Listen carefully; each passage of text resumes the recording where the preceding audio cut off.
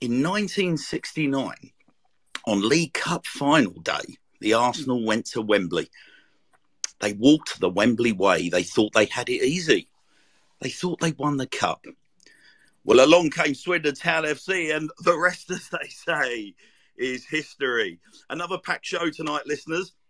Taking us back to 1969 is the inimitable Vic Morgan, who joins us to reflect on March the 15th, 1969, and bring a moment in our club's history that for an increasing number of us is just, in inverted commas, a black and white Grail Law-esque legend.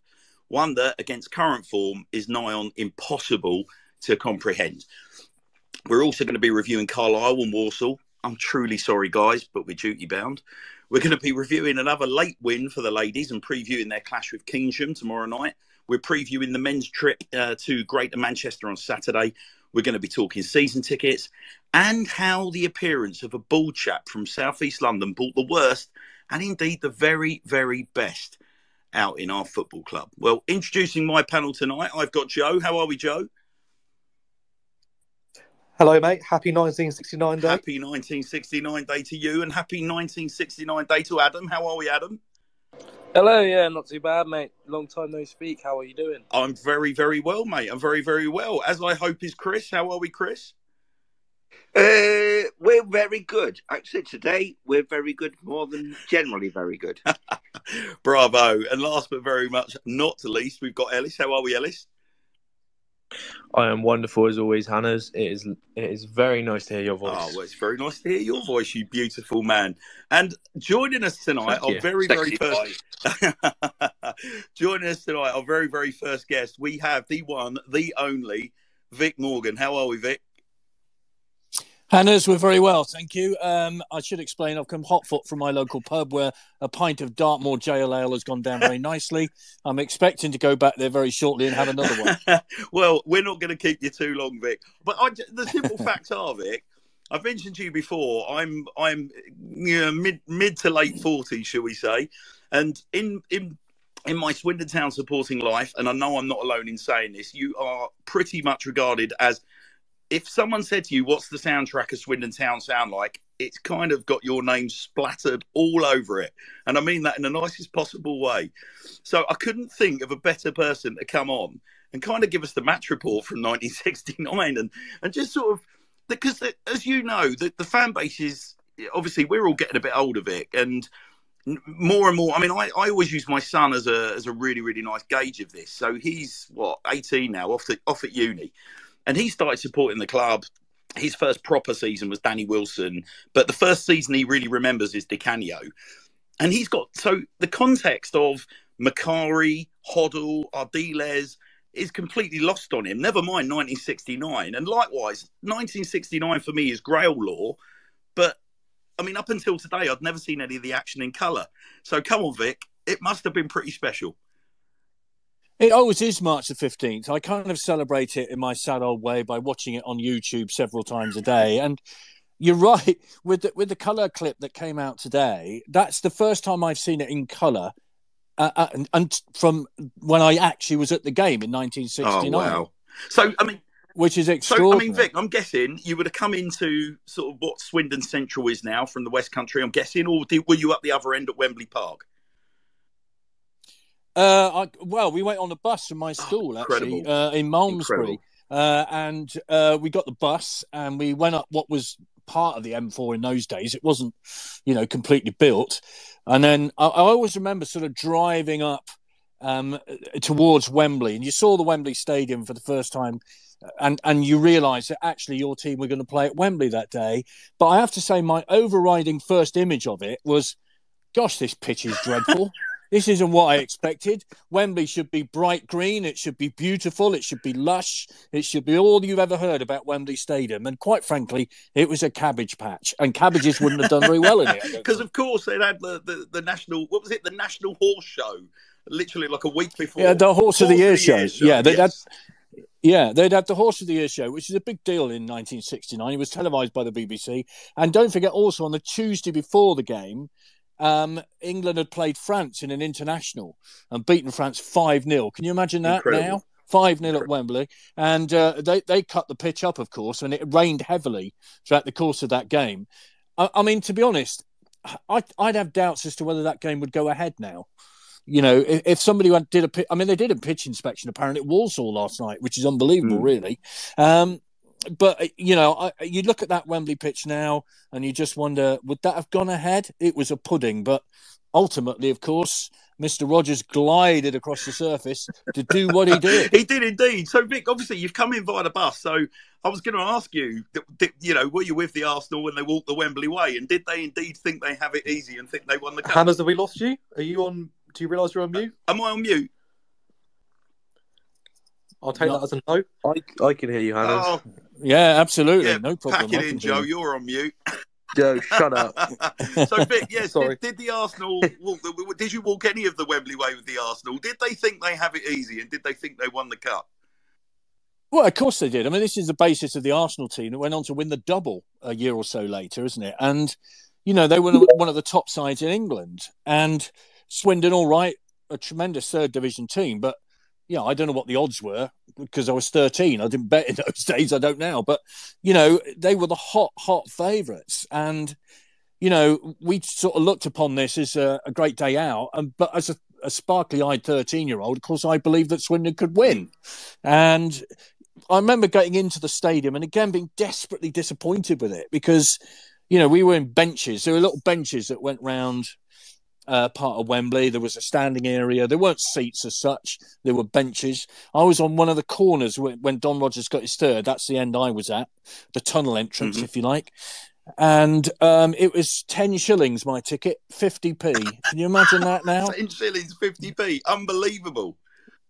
Yeah, a lifetime. I always remember that Sunday Express the day after said, "Never has a lifetime of pride been bought so cheaply." So true, so very true. I mean, but obviously the League Cup was. I mean, it's almost gone full cycle, Vic, hasn't it? Because I remember pre-Premier League, the League Cup was still revered as one, like actually a cup that was really worth winning. And Cloughy obviously was one of the managers, one of the great managers, Brian Clough, that held the League Cup in very high esteem. And then as obviously the Premier League era has really kind of kicked on, the FA Cup has diminished, let alone the League Cup. But obviously back then the League Cup was still pretty much in its infancy, wasn't it? So it was still developing its profile, kind of pretty much what it is like. Would you say it's fair? Like a bit like what it is now? Well, it's interesting. Manchester United have suddenly decided it's a major trophy again, yes, haven't indeed. they? Which is odd. But, I mean, don't forget, 2 years before Swindon got to the final, then Queen's Park Rangers went there, were 2-0 down against West Brom and turned them over 3-2 with a magical goal by Rodney Marsh, I seem to remember. So this wasn't unprecedented. A third division team getting to Wembley to take on a first division outfit. And boy, oh boy, I mean, the one thing that sticks in my head, and I will say this forever, the greatest goalkeeping display I've ever seen is from Peter Downsborough that day. And if you haven't seen it, watch it, because you will never see a better goalkeeping display than that. He single-handedly kept Arsenal at bay in a 15-minute barnstorming session. They had corner after corner after corner, and he was incredible. And, you know, it was the greatest day in his life, but he blames himself for the Arsenal equaliser, and that took the gloss of the day off for him, which is amazing. I mean, it is. I mean, I've got to say, like, not recently retired. I stopped playing properly about 10 years ago, and but I've got to say, like, it was about that sort of time that I was given a DVD of the '69 Cup final, and up until that stage, I'd never actually just found the time to sit and watch in its entirety. I'd seen highlights, but it for whatever reason, the highlights packages that I'd seen just didn't do Peter Downsborough's performance justice, and I've always been, not disparaging, that's a bit rude, but I think as time's gone on, goalkeepers have become more and more sort of respected, and certainly the technicalities of playing in goal are appreciated far more. But I used to look back in the sort of good old days of like the 60s and whatnot and watch certain goalkeepers and go, yeah, but they're not a patch on, you know, Peter Shilton and Peter Schmeichel and so on and such like. The only goalkeepers that ever made me flip my view on that were the great Gordon Banks, who just moved in a way that was just jaw-droppingly brilliant. But I've got to say, when I watched that performance from Peter Downsborough, I was of a similar opinion. And let's remember, he did that without palmfuls of latex as well. His handling was incredible. Well, I was just going to say, I mean, if you look at goalkeepers' equipment these days, they're wearing wicket-keeper gloves, aren't they? And I think Peter had woolen gloves on, if I remember rightly, and no cap, no protection, really. Keepers do get protection, and rightly so these days, but no protection in those days. You know, boy, oh boy, they're waiting for the challenges, and it was part and parcel of the game.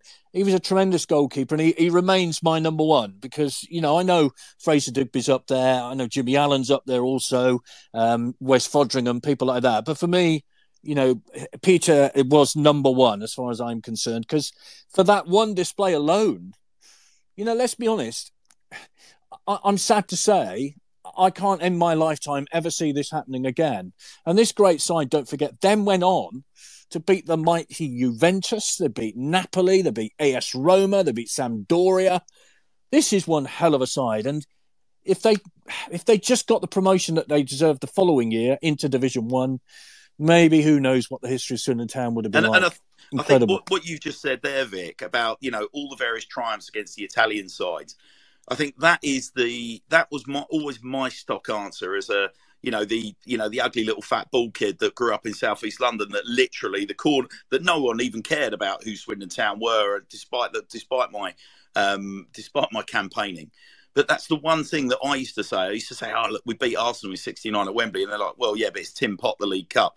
And I would always follow up with those Italian football names. So you've got to remember, back in the 80s and the 90s, when Serie A dominated, to be able to say, yeah, but we beat Juve, we beat Napoli, we beat Sampdoria, etc., etc., that tended to get a really interesting response.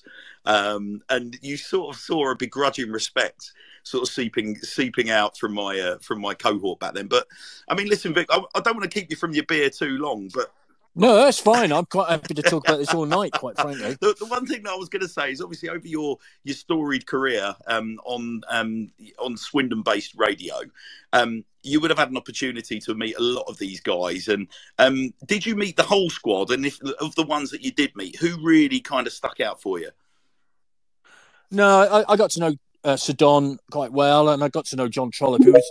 John Trollope, to me, is the ultimate gentleman. Whenever you see John Trollope, he will always talk to you.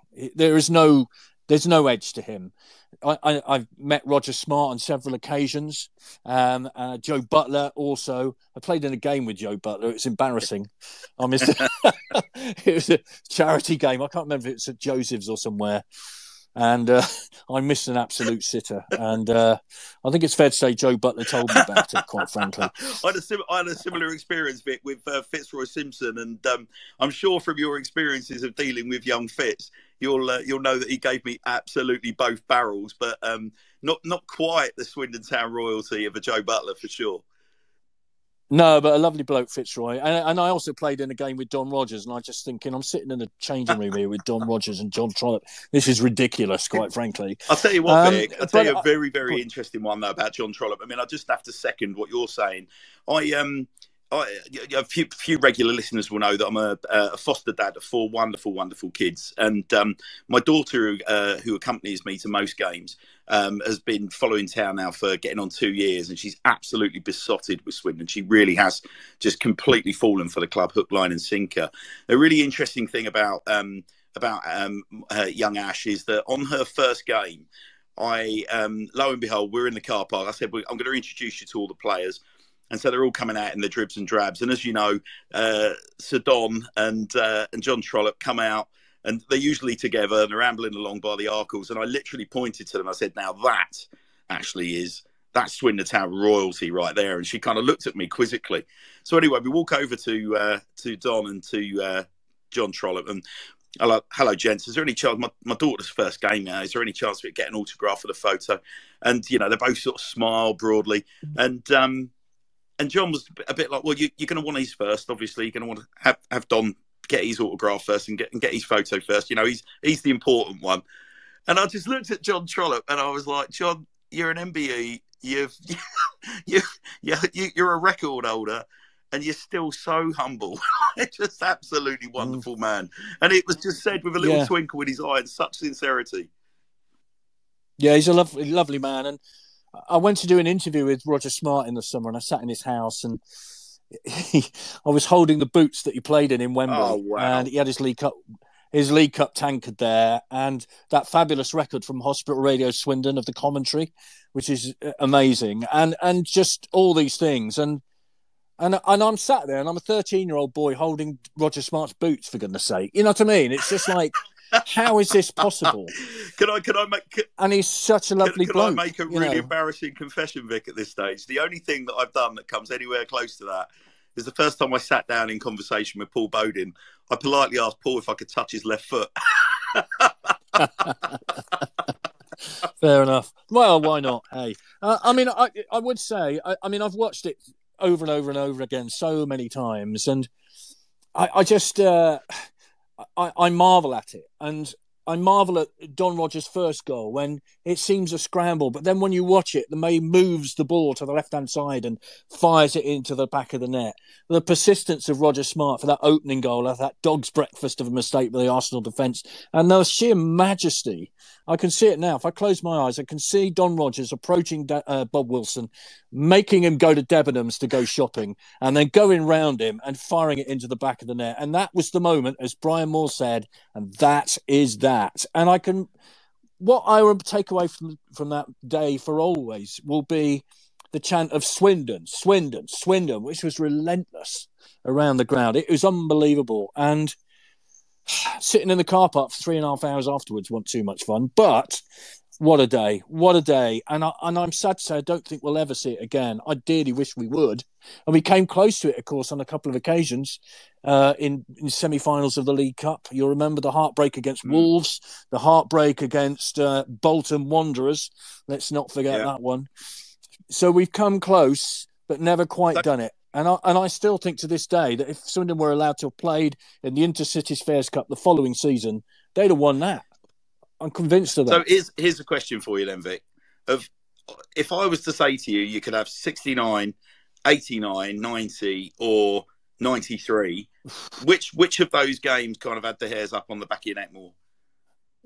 Oh, goodness me. Well, I mean, I commentated on a couple of them, but for me, 69 is just so magical. And, you know, I'm a 67-year-old bloke sitting in front of the telly all day watching a grainy old black and white picture of people. You know, it's like when you were 10 and you would watch pictures from the First World War and it's this grainy black and white television. You know, it's just incredible. I can't tell you the magic of that day. I really can't. And I you know, that's it really, as far as I'm concerned. You know, it was a different age, totally different age, black and white TV, but it brought so much joy to the people of Swindon and Wiltshire, so much joy and pride. Incredible. So, and my flip of that, Vic, would be 89, 90. I was the same age you would have been at 69, and the joy that I think I experienced that day, I've said on this show, but I've also said to many, many people many times that I think I've only burst into spontaneous tears sort of at the same degree that I did in 89, 90 at Wembley on my wedding day and the birth of my children. It was something like very kind of deep and, you know, driven by nature, shall we say. And I remember feeling that sense of justice being done in 93. I didn't get the same buzz that I got in 89, 90.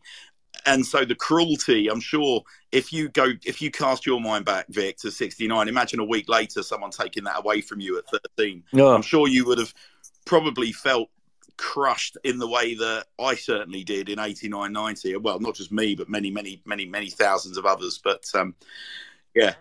Listen, I was at the press conference at Villa Park when that announcement was made. In fact, I stood behind the Secretary of the Football League when he read that statement out. I'd read it before he said it. And what a day. Awful. Terrible. The complete contrast to Wembley of 69, if you see what I mean.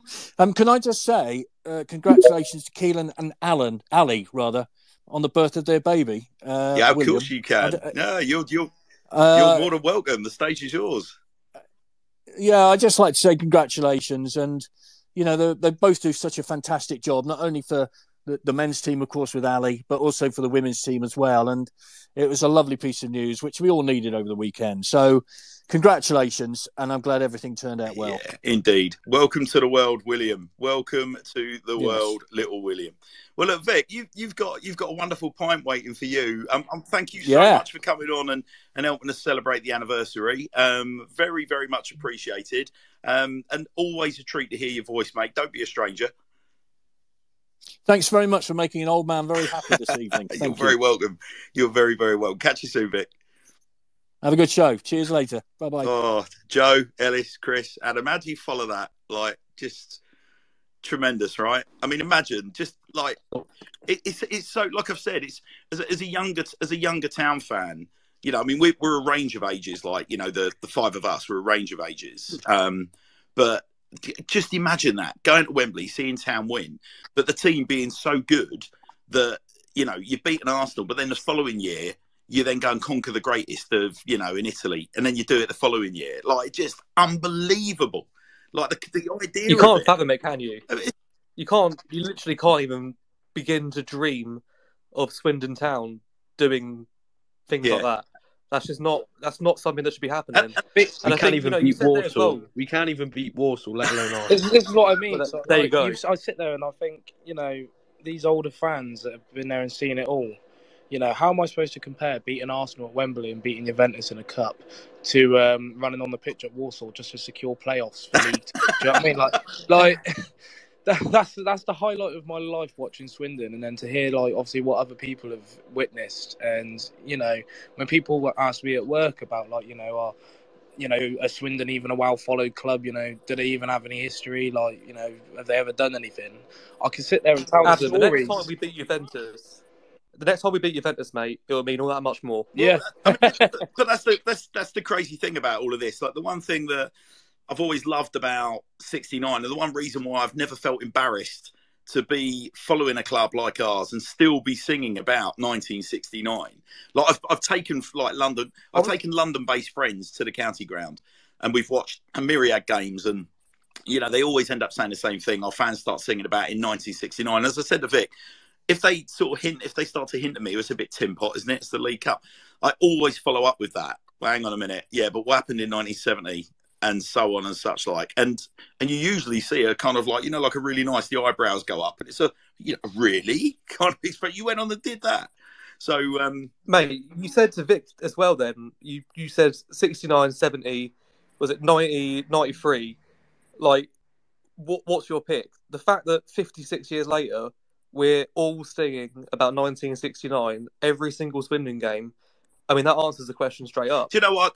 It's often something that, you know, I think about, Joe. I mean, we'll talk about atmosphere at Swindon and things like that a little later in the show, but I often sort of, I mean, listen, when I was involved with 442, we also had a contract where we looked after all of Man United's media, and used to go to Old Trafford quite a lot for work, and we used to end up at games, and you'd listen to their supporters. And one of the things I always love about Man United is that when you start hearing them singing our Louis Reed song, but of course it's our Louis Reed song to the tune of Georgie Best, you know, I absolutely love that. And I love the fact they still sing about Cantona, they still sing about Solskjaer, they still sing their Teddy Sheringham songs, their Andy Cole songs, their Paul Scholes songs.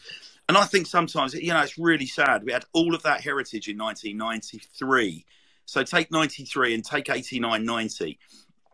All that wonderful heritage with the most incredible players, the most, like, you know, the absolute, like, pinnacle of what our club's achieved. And yet we never find ourselves singing about Paul Bowden. We never find ourselves singing about Fraser Digby. And we do every now and again. They make an appearance and they come out on the pitch and they get they get a little ripple and a few people sing their songs and stuff. But I definitely think in the stands, like, we could use a little bit more imagination and, you know, bring some of those days to life. But it does go to show, though, doesn't it? As Vic was saying, I think that how huge 69 is, how huge it is in comparison to days that I believe are enormous. As well, like, Mark, you're pretty much the same age as me, and so obviously a lot of the games that hit us more and were more important to us are similar. It's like, and that's obviously Premier League era, but Sean Taylor as well. Yeah, Sean Taylor. Yeah, I mean, again, absolute Goliath. Like, when's the last time we had a centre half that was literally like going to be threatening the top scorer charts every season? Like, the guy was an absolute beast. You know, but that is exactly what we need this season. Yeah, 1,000,000%. Yeah, don't get me started. I mean, in many ways, Sean Taylor sets the standard, doesn't he, in terms of the kind of centre back that, you know, when we say we want a big centre back winning high balls in the box, like, again, we're kind of, he's a blessing and a curse, I think, if you're a current modern day Swindon Town player, because I mean, in Championship manager parlance, going right the way back to 1990, to that 1993, 94 era, the very first iterations of Championship manager, his heading stats were always 20 for bloody good reason. They should have been 21. Absolutely off the top.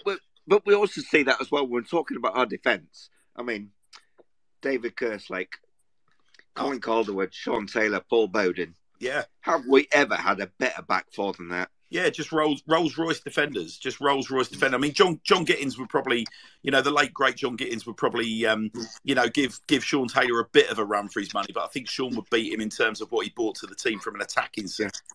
But I mean, there's always that conversation, isn't there, about it, you know, 1990 versus 1993, and you know, would the two teams win? I think 93 typically we tend to say full of brilliant individuals. You know, but, you know, 89-90 was the better team that would probably have established itself in the Premier League era. But going back to 69, when I talk to my Swindon-based family that grew up in that era, you know, they all say that the 69 team was almost like an amalgamation of the 93 team's flair with the 89-90 team's kind of team ethic.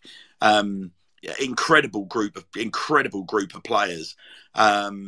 So, I mean, we're just blessed, aren't we? We're blessed as we bring this segment to a close. We're blessed to have it in our heritage. And I guess the message is like, you know, don't ever stop, but always be proud to sing about 69. And if there is any doubt, always remind yourselves what we went on and achieved in Italy. And if you don't know, get to know, because it's brilliant. Absolutely. And brilliant. also, Mike, while you mentioned John Gittins, I also need to bring up Tim Parkin's name, because when I was young, and what was it? He was one of my favourite players. Yeah, Tim Parkin was fantastic, wasn't he? Now, did we bring him in from Port Vale or Bristol Rovers, or did he go on to Port Vale or Rovers? I can't remember. But again, that was my first season, Chris. Yeah. You know, again, you talk about, he was a behemoth, wasn't he, of a centre back? He had a head that was like the White Cliffs of Dover, just this enormous noggin that he just put on absolutely everything. Wasn't the greatest on the deck, but yeah, he was quality, absolute quality. Listen to us old farts, Chris, going on about the days of yore. I was going to say, football was a different game then, though, wasn't it? Whereas your defenders were judged more in the air than they were on the floor. Yeah, well, it was. Like headers, you know, defenders would head and tackle, midfielders would pass and run, and strikers would put the ball in the back of the net, and obviously goalkeepers would catch and make saves, and that literally was the remit. Are you saying the football back then was Sutton United? Yeah, pretty much, Joe. Yeah. Okay. Or Carlisle, should we say? Because you know, again, do you know what? Carlisle were actually all right. They weren't the worst team I've seen this season was Sutton United. They were the absolute, just textbook kick it header. Let's just be clear. In my book, I think Carlisle have just got a very, very, very simple brief. I do think that the fullbacks defend. I think the centre backs defend, the fullbacks defend, but have got license to get forward. I thought their midfield was just efficient. Again, it was passing, running, keeping the shape, and their strikers were all about putting the ball in the back of the net. And I would guarantee you that Paul Simpson's team talks, I guarantee you he has just simplified everything for a League Two footballer. And he just says, just do the basics, bloody good. Because I tell you what, Carlisle reminded me, nowhere near as good, but Carlisle reminded me a little bit of us in 2018 under Wellens. I think, to be fair, that Paul Simpson's tactics were basically make them give away a stupid corner in the last minute. Yeah, do you think they were, Chris? Yeah, I don't think you're a million miles off, mate. To be fair, well, look, let's move on to Carlisle, shall we? So, obviously, we're all aware that Ryan Edmondson struck in stoppage time, 90 plus 5 minutes after Town had pulled themselves back to 1-1, with Tyree Shade coming off the bench, muscling his way through a few defenders, latching on to some really good play from Marcel Lavinier and slotting an equaliser. First half was fairly kind of sort of limp fare, shall we say. I think it's it would be fair to say. And then 6 minutes into the second half, Jack Armour scores an absolute screamer after Charlie Austin's headed against our crossbar. Ball's gone to the edge of the 18-yard box, and Armour's absolutely slammed it home into the top left-hand corner. Obviously, Tyree Shade then equalised on 80 minutes. Yeah, you know, it was absolute bedlam. Yes, I did celebrate that goal in the town end. I went hard on that goal. And then 90 plus 6 minutes, our old nemesis, the old-fashioned corner, looped up high. I think it was Owen Moxon's corner, high into the back stick. No real challenge on Edmondson, and he's bundled home for a winner. Obviously, it wasn't an ideal start to the game for us. We lost Joe Tomlinson to injury. By all accounts, he turned his ankle in training the day before, and that handed a debut to, or guaranteed a debut to Tom Brewitt. Alongside Brewitt, you had Harrison Minter making his full home league debut. I mean, on the whole, I thought we looked the better team across the 90 minutes. I don't think Carlisle would have too many arguments in relation to that. I think Paul Simpson has been quoted by Jody Morris as saying it was daylight robbery when he's come in to collect his glass of red wine from Jody at the final whistle. And I think most Town fans were in agreement with that. It was one of those performances, unlike last night, where I don't know how you guys feel about it, but we left the pitch. As the guys trudged off the pitch, there was something sort of strangely heartening about the performance, even if the result wasn't heartening. I think the thing about that is, and it's again, when we switch from 3, 5, however you want to describe that, to 4 at the back, we look so much better. It's like we think when we have 3 at the back, we just seem so lethargic at times. Yeah, it's a trend of the season, Chris, isn't it? I don't know what it is. It's just, I don't know whether, like you said about lethargic, whether they just relax a little bit more because there's an extra body at the back, so they don't just like move the ball quicker. Like they tend to want to kind of work it back there. You know, it's like an excuse. There's always a spare man back there. It's always the less risky pass. I really don't know like what the instruction is, because obviously I'm not in the changing room. I don't talk to the manager about his tactics, but you sort of sense that when there's 4 at the back, they're just they move it quicker. They're more economical with the ball. They get it. It just feels like they get it forward quicker, and therefore they're more inclined to put pressure on the opposition. And certainly, it's one of those, isn't it? We've seen 3 at the back over the years quite a lot at Swindon. It's just never worked. Like we dabbled with it in 1920 under Wellens. You remember? I think it was mid-season they brought in Zakawani. So we had a few games where we had Zakawani, Conroy, and Baldry, and that was sort of the lead up to the Stevenage game where we really needed to get that win.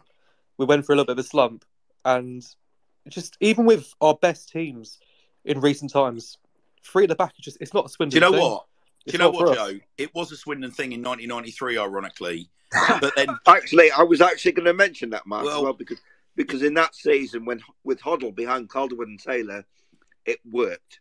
Yeah, but then at the same time, what I was about to say, Joe, is that you had a big centre back in Sean Taylor that would like essentially go forward for the headers. You would have Colin Calderwood that would, called the fridge for a reason. Colin Calderwood would just glide around at the back. He would read the ball. It was almost like Swindon Town's Bobby Moore. He would just clean up at the back. Brilliant football mind, read the game brilliantly, moved brilliantly, tackled well, was pretty quick.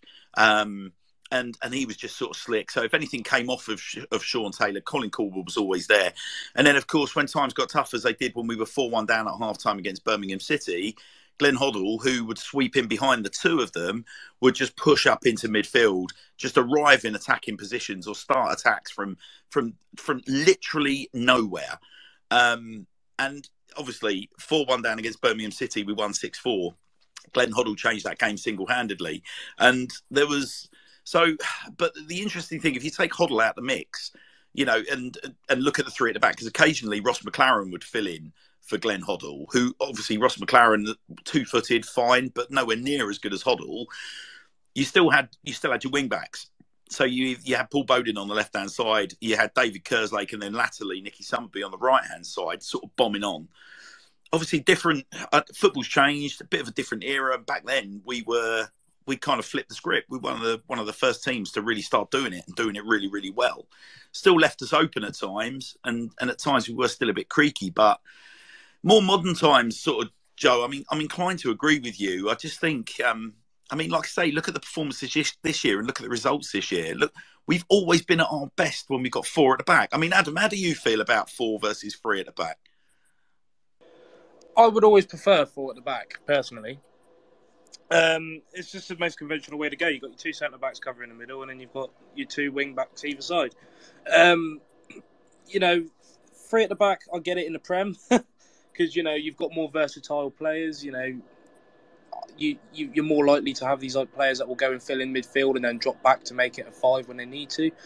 I think football like that just doesn't work in the lower leagues. It's a lot more traditional football, I think, is what's going to win you games, I think, when you get to League 2. And well, look, for example, look at Carlisle. Carlisle have been playing 5 at the back, and they're playing really well. They've sort of adapted and found a good sort of route with their wing backs. I'll tell you the interesting thing, Ellis, about their 5 at the back. We talked about Glenn Hoddle, and this guy's not a patch on Glenn Hoddle, clearly. But John Mellish was in their number 22, was very, very interesting in terms of the centre-back that could... It was almost like the underlapping centre-back, like a centre-back that could, push up, support the... get wide, get up the flanks, but also push up into midfield. I mean, the amount of times I saw John Mellish popping up in attacking positions, it's like, what the bloody hell's he doing there? He's meant to be a centre-back. Obviously, they had enormous experience in Paul Huntington, who played against us in 2015 at Wembley.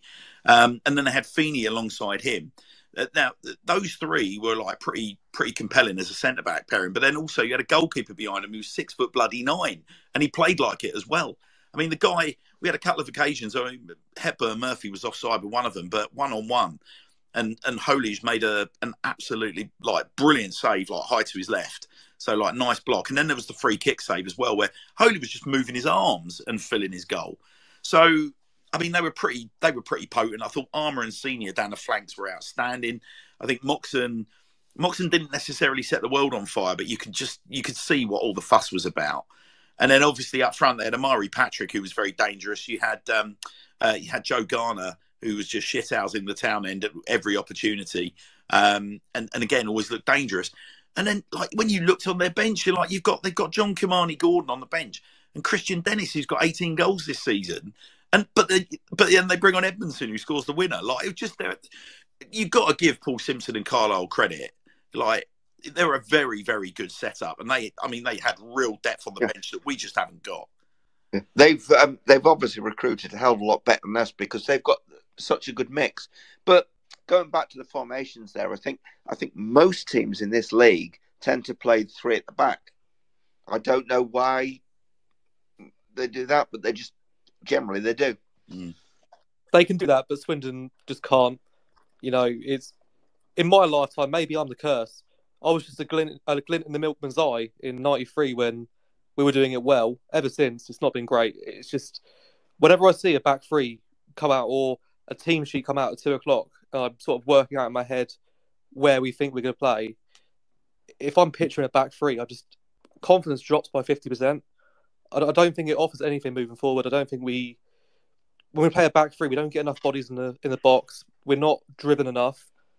I don't think. I mean, the annoying thing is Romeo Hutton, I think, could genuinely be a fantastic attacking fullback. But for some reason, in recent weeks, he just doesn't bomb forward. He doesn't get forward. And he seems to panic. Hutton, he had a period of about 3 or 4 months when he was outstanding. But I think over the last couple of months, he's not been the same player.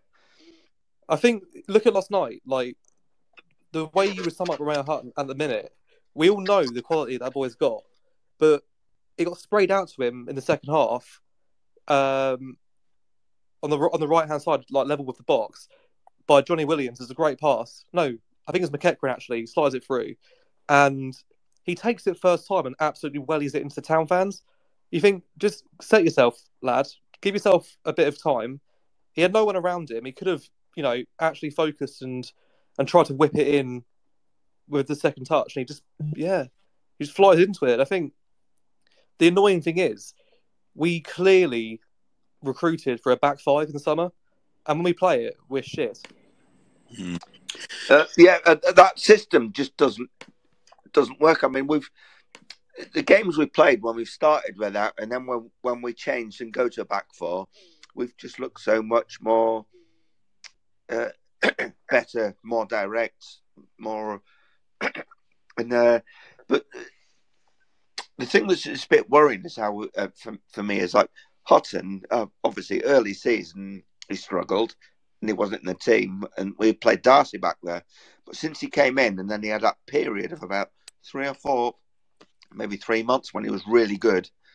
But over the last couple of months, he's just not been the same player. I don't know if that's outside influences or whether he's been handcuffed a bit, but he's just not been the same threat that he was a couple of months ago.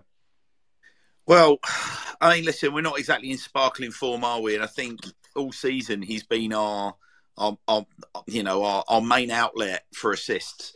And I think if I'm an opposition team, it is so obvious that all of the chances are coming from Romeo Hutton. So I think if you stop Romeo Hutton down the right-hand side, if you're just think of the opposition manager, right, they're right back. Whoever's playing down our left flank, you got to double up on this lad. Don't give him any space. Don't give him a sniff. Make sure you try and show him on the inside because he's not great on his left peg. And I saw a lot of that last night. I saw Romeo Hutton coming in on his left side quite a bit. But you're right. I mean, the opportunities he had on the right-hand side, whether he's overthinking it or what. But listen, whether we like it or not, listen, I hate to say this, but we can't live in the past, where we're used to seeing. We mentioned some of these names before, like older fans amongst us, and certainly some of the guys that I stand near in the town end are, my age or a bit older, that usually start booing quite early or getting the ump quite early. These guys have grown up on the Bodins, the Kerslakes, where 60% of the time get a ball out on their feet, and they're going to literally, if it's a first time cross, they'll hit the spot. If they've got 2 touches, it'll be 80-90% of the time they can hit the spot. We are talking League Two footballers. Like, I do think that we need to sort of temper our expectations a little bit, and go a little bit easy on some of these guys. Because I mean, as easy as it is to say, yeah, well, the other teams can do it. Well, yeah, great, but the other teams, we're not responsible for their recruitment, are we? So I think the emphasis is on us to kind of try and build these boys up a bit, rather than knock them down based on sort of previous experience or overinflated expectations or a sense of entitlement, because we are massive Swindon Town in League Two. And to support any supporters of any other clubs that are listening in, I'm sorry, but we are a massive club at this level. And sometimes with being a big club, like, comes those inflated expectations, right? But we saw that as well at Orient, as obviously I was stood with you watching that game. Reece Devine, every time he got the ball, he just bombed. He was direct. He went forward, and he waltzed past players, and it was great. But it's just unfortunate that injuries in there, and that actually gave us something down the other side. Yeah, we all know that Joe Tomlinson's going to bring that on the left-hand side. Look at the way he scored on his debut. You've got a left wing back there that is going to literally tirelessly, hammer into opposition defences, like from deep positions. He's going to be asking real questions. Missing him. We got Jake Wakelin playing out wide left. Jake Wakelin is a centre forward. I don't care what anyone tells me. Like, Jake Wakelin is like, he's a number 10. When we were playing him as a number 9 earlier in the season, the guy was scoring goals. He was blown out of his ass. This guy's played more football than you care to mention, and now we're playing him at left wing back. My biggest concern with Jake Wakelin, especially with the re-emergence of Hepburn Murphy, is if we're going to continue to persist with 2 up top, Jake Wakelin ends up being the new LSI Andelo, who ends up being punished because of his versatility. Jake will give you everything down the left-hand side, but Jake's not a left wing back. So square peggers in round holes for me. At the moment, I mean, it's the nature of the beast at the back, square pegs in round holes. But I would sooner see the likes of Jake Wakelin, Charlie Austin, Rashawn Hepburn Murphy on rotation than see Jake Wakelin playing as a left wing back. But I think a lot of this, Mark, comes down to our injury problems, where we basically didn't have any other option for him to do that. But there obviously now Lavinia's back, he's a better fit there, even though he is also out of position. I've been a big fan of Lavinia this season, and obviously him on the other side, his natural position, we get so much more out of him. But we can't play Lavinia and Hutton in the same team. At left back, Marcel offers a lot. Like, I think our best certainly in the last sort of few months, our best games have come when we've had Romeo right back and Marcel left. Like, I would wager, surely, how many goals has Marcel scored this season? 4? 3? 2. I think it's scored 2. All right, fair enough. But I've But overrated it there. but let's be honest, what goals they were. Yeah, he I doesn't was score going to say, the goal that tap-ins, sticks does he? out. The goal that sticks out for me is this goal we scored against, was it Gillingham or... No, he scored. No, He scored. Grimsby. He scored an absolute screamer against Northampton. It was Northampton and away. Then, the one at home was the one at against home, Grimsby, wasn't it? Yeah, so that was the ball from Romeo from the right. I mean, that's the sort of ball that Romeo's been putting in all season. And Lavinia's there back post to just absolutely lace it. Like, that, to me, it's just perfection. That's how Swindon, in my head, that's how we get the best out of this current team. And I think, if I'm honest, I actually think that Lavinia probably is more of a threat going forward than Joe Tomlinson. You literally. I mean, they're not bad options, are they? Let's face it. I think that Tomlinson will be better going forward that because he's got a better left foot, whereas Lavinia will cut in. And I actually would like to see Lavinia in midfield. I think he's got the game to play in that more, almost like Jack Payne role. Yeah, I can see it. All right, well, look, we'll bring down a curtain on what was, like I said, a spirited performance against Carlisle, but a depressing end result. Is there anything else you want to talk about Carlisle? Any layers to add? No? Okay, well, yeah, it pretty much does, doesn't it? But obviously, we, thanks to a lovely invite from the club, the Sir Tom Broadbent Lounge ended up on your pitch, ladies and gentlemen, on Saturday. But, I mean, look, it's not really for me to talk about, Saturday, but, Joe, I know you've had some observations.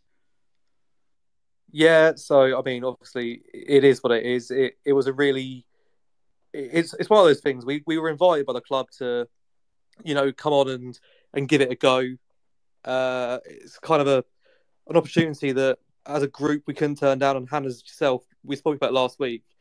It was a childhood dream of yours to be able to do something like that. So, all right. Well, I mean, look, the best way to tee it up like this. I don't think it's appropriate or even accurate that we start this sort of Saturday if we're going to talk about it. Look, certainly not going to come at it from a point of view of any kind of defeat, and for a number of reasons, really. No. I mean, listen, I'll give you my view on it.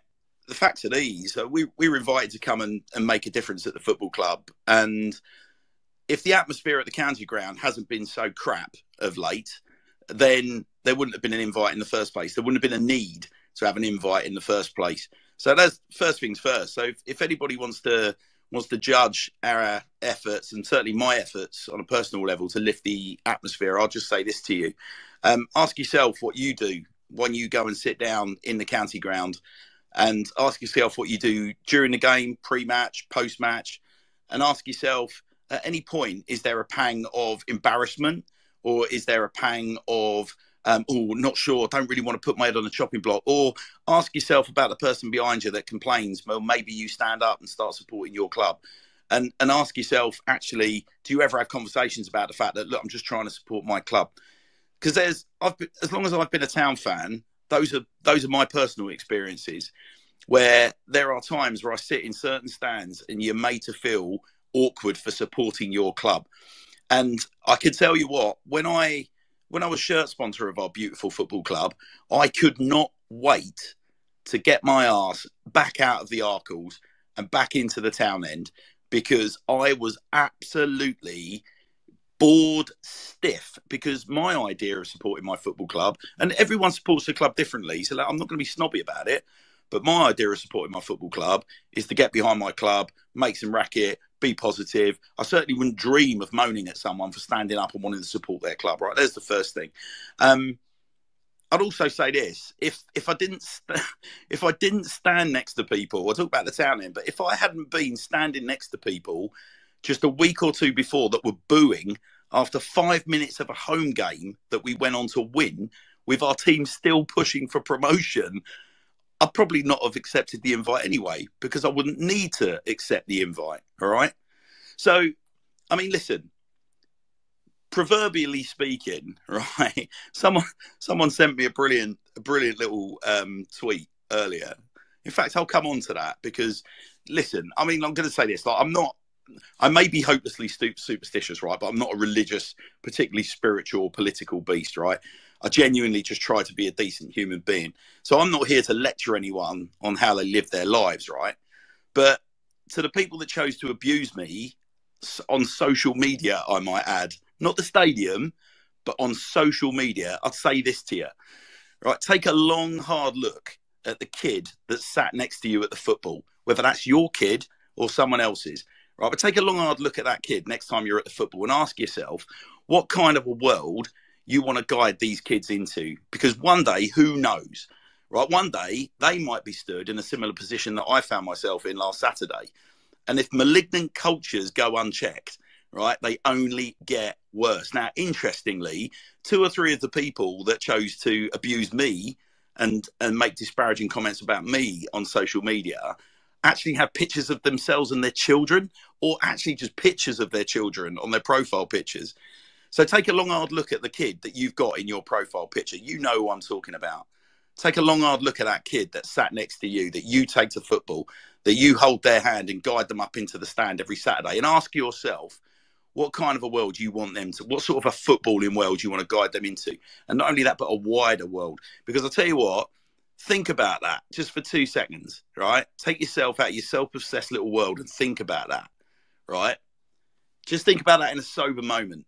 One day, that little kid that you love so much could potentially be standing at the county ground with a mic in hand on the first day. How would you want the crowd to support your kid? Anyway, that's the first thing. But literally, forget me, because I've got to be honest with you, I've laughed the majority of the abuse off, right? I couldn't give a monkey's what half the wallies on social media want to say about me. The reason I pulled myself off of social media was because of the impact it had on my children, right? That is absolutely appalling. Because I've got young kids, and ask them as much as I may to stay off of social media. I knew what I was going into when I went into that position on Saturday. We've agreed to do 8 games through to the end of the season. So we're like, right, week 1, we're going to do a pilot. We're going to try a load of stuff and try and see what works in an hour's space. And then week 2, we're going to cut the timing back. Week 3, we'll cut the timing back. Week 4, we'll cut the timing back. And we're going to do, hopefully, as the boys are winning, that'll make things a bit easier for us. But by the time we get sort of a couple of games in, 2, 3, 4 games in, we'll have a nice working model, right? I can't keep my kids off social media. So the impact of some of you guys and some of the things that, you know, not you lot listening, because I'm sure it wasn't any of you lot, at least I hope it weren't, but the impact of some of that abuse that was directed at me meant that you absolutely destroyed a 14-year-old kid's wish and will to want to come back to the county ground. You took an 18-year-old, 19-year-old boy, you made him chop up his season ticket, and he's been a supporter since he was 4 years old. And he said the words to me, I tell you what, you take your Swindon Town down, you stick it up your arse because of the abuse that I received. So forget about me. I genuinely couldn't give a monkey's what a bunch of wallies want to say about me online, because not one of those wallies came up and said anything to me in person. And in fact, we'll come on to that. But I just want to point this out to you, all right? Section 127 of the Malicious Communications Act 2003. Under Section 127 2C of the 2003 Malicious Communications Act, a person may be guilty of an offence by persistently making use of a public communications network for the purpose of causing annoyance, inconvenience, or needless anxiety to another person. All right, I'll just repeat that. A person may be guilty of an offence by law by persistently making use of a public communications network for the purpose of causing annoyance, inconvenience, or needless anxiety to another person. Now, if you haven't got that into your head, how about this? Sentencing guidelines. A person found guilty of that offence under the Malicious Communications Act 2003 will be sentenced in the magistrate's court and may receive a prison sentence of up to 6 months or a fine. A criminal charge relating to malicious communications is always a serious allegation, and there is a significant risk that a sentence of imprisonment may be received. Now, I'm just going to put it to you like this. My finger's hovering over a button that includes a statement for submission to the police. that involves two of you people that chose to abuse me and cause my kids through your persistence and your ongoing abuse of a public network. I'm hovering over whether or not I choose to send a statement to the police that I guarantee you will involve a visit to your property, the loss of your laptops, the loss of your desktops, the loss of your mobile phones, inconvenience, probably a 2-year wait until I finally get to see you in court, but a 2-year wait nonetheless. Because I tell you what, you can say what you like about me, but if you're going to abuse my children, it's on. All right. So, hey, listen, it's up to you. As I said, me personally, say what you like to me. Like, literally, ask yourself what kind of wally hides behind his mobile devices or his laptop to abuse somebody that's just trying to make the atmosphere better at the club that he supports. But listen, sorry, I don't mean to get all kind of, evangelical about it. It kind of is what it is. But will we be? I think we let you go there. We let you, go for it. But it's a very valid point. Like, the mental health aspect of social media is so important. It's so underplayed at the minute as well. People don't understand that, you can tweet something, you can send a DM over a phone. They don't understand the consequences it has on that person that receives it on the other end. So it's a very important subject, and I think it definitely deserves airtime. Listen, I'm just going to be totally frank. Again, regular listeners to this show will know what I used to do for a living. And I'm not the only sort of former first responder that's involved with the Sir Tom Broadbent Lounge. And I mean, we, as a consequence of us maybe having a slightly more elevated understanding of the law, we're just absolutely gobsmacked that some of these people have continued to do what they've done. All I can assume is that they're just blissfully unaware of how much trouble they're making for themselves. And listen, one of the reasons why I reopened my personal Twitter was to just screen grab loads of stuff. So just make it absolutely clear. I will take action. Like, I'm not bothered about taking action. I'm not bothered about standing in a courtroom across the way from someone if they want to persistently abuse me. Now, listen, let me just be absolutely clear about it. Everyone's entitled to an opinion, and I want as much constructive criticism. I want all the input I can based on what we did on Saturday, and hopefully, I might choose to come back. We'll have to wait and see, won't we? But I want as much constructive criticism as possible from everybody because it's your ground, it's your match day experience.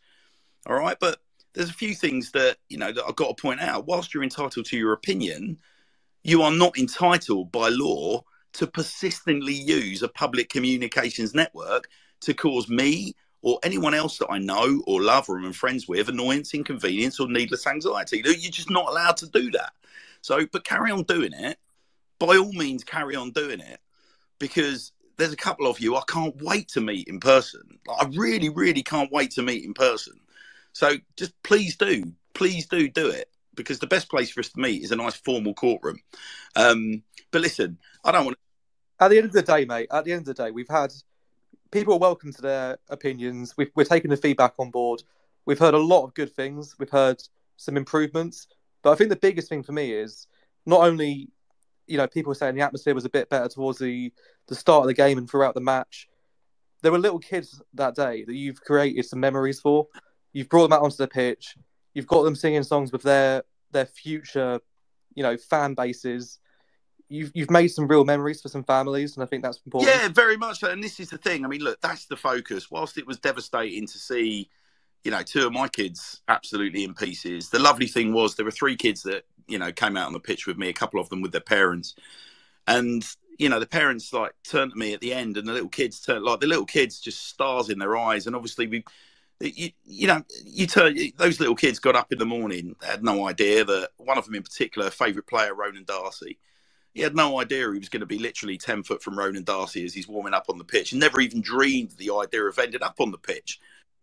Hannah's one of the lad that I was stood with in the corner.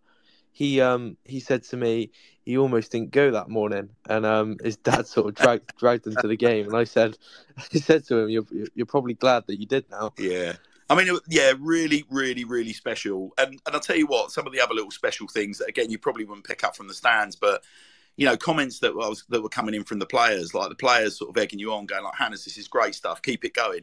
Keep it going. The atmosphere's building. This is great. Little winks, little waves, little little gestures, little things that you just can't see. Obviously, the kit member on the pitch, similar story. Jonah's in my ear, like, mate, sounding great. This is fantastic. And then I'll tell you what was really interesting. Despite the fact that, he's literally come off the pitch, the first person that I heard from was the goal scorer. And he literally said to me, mate, like, the atmosphere was unbelievable.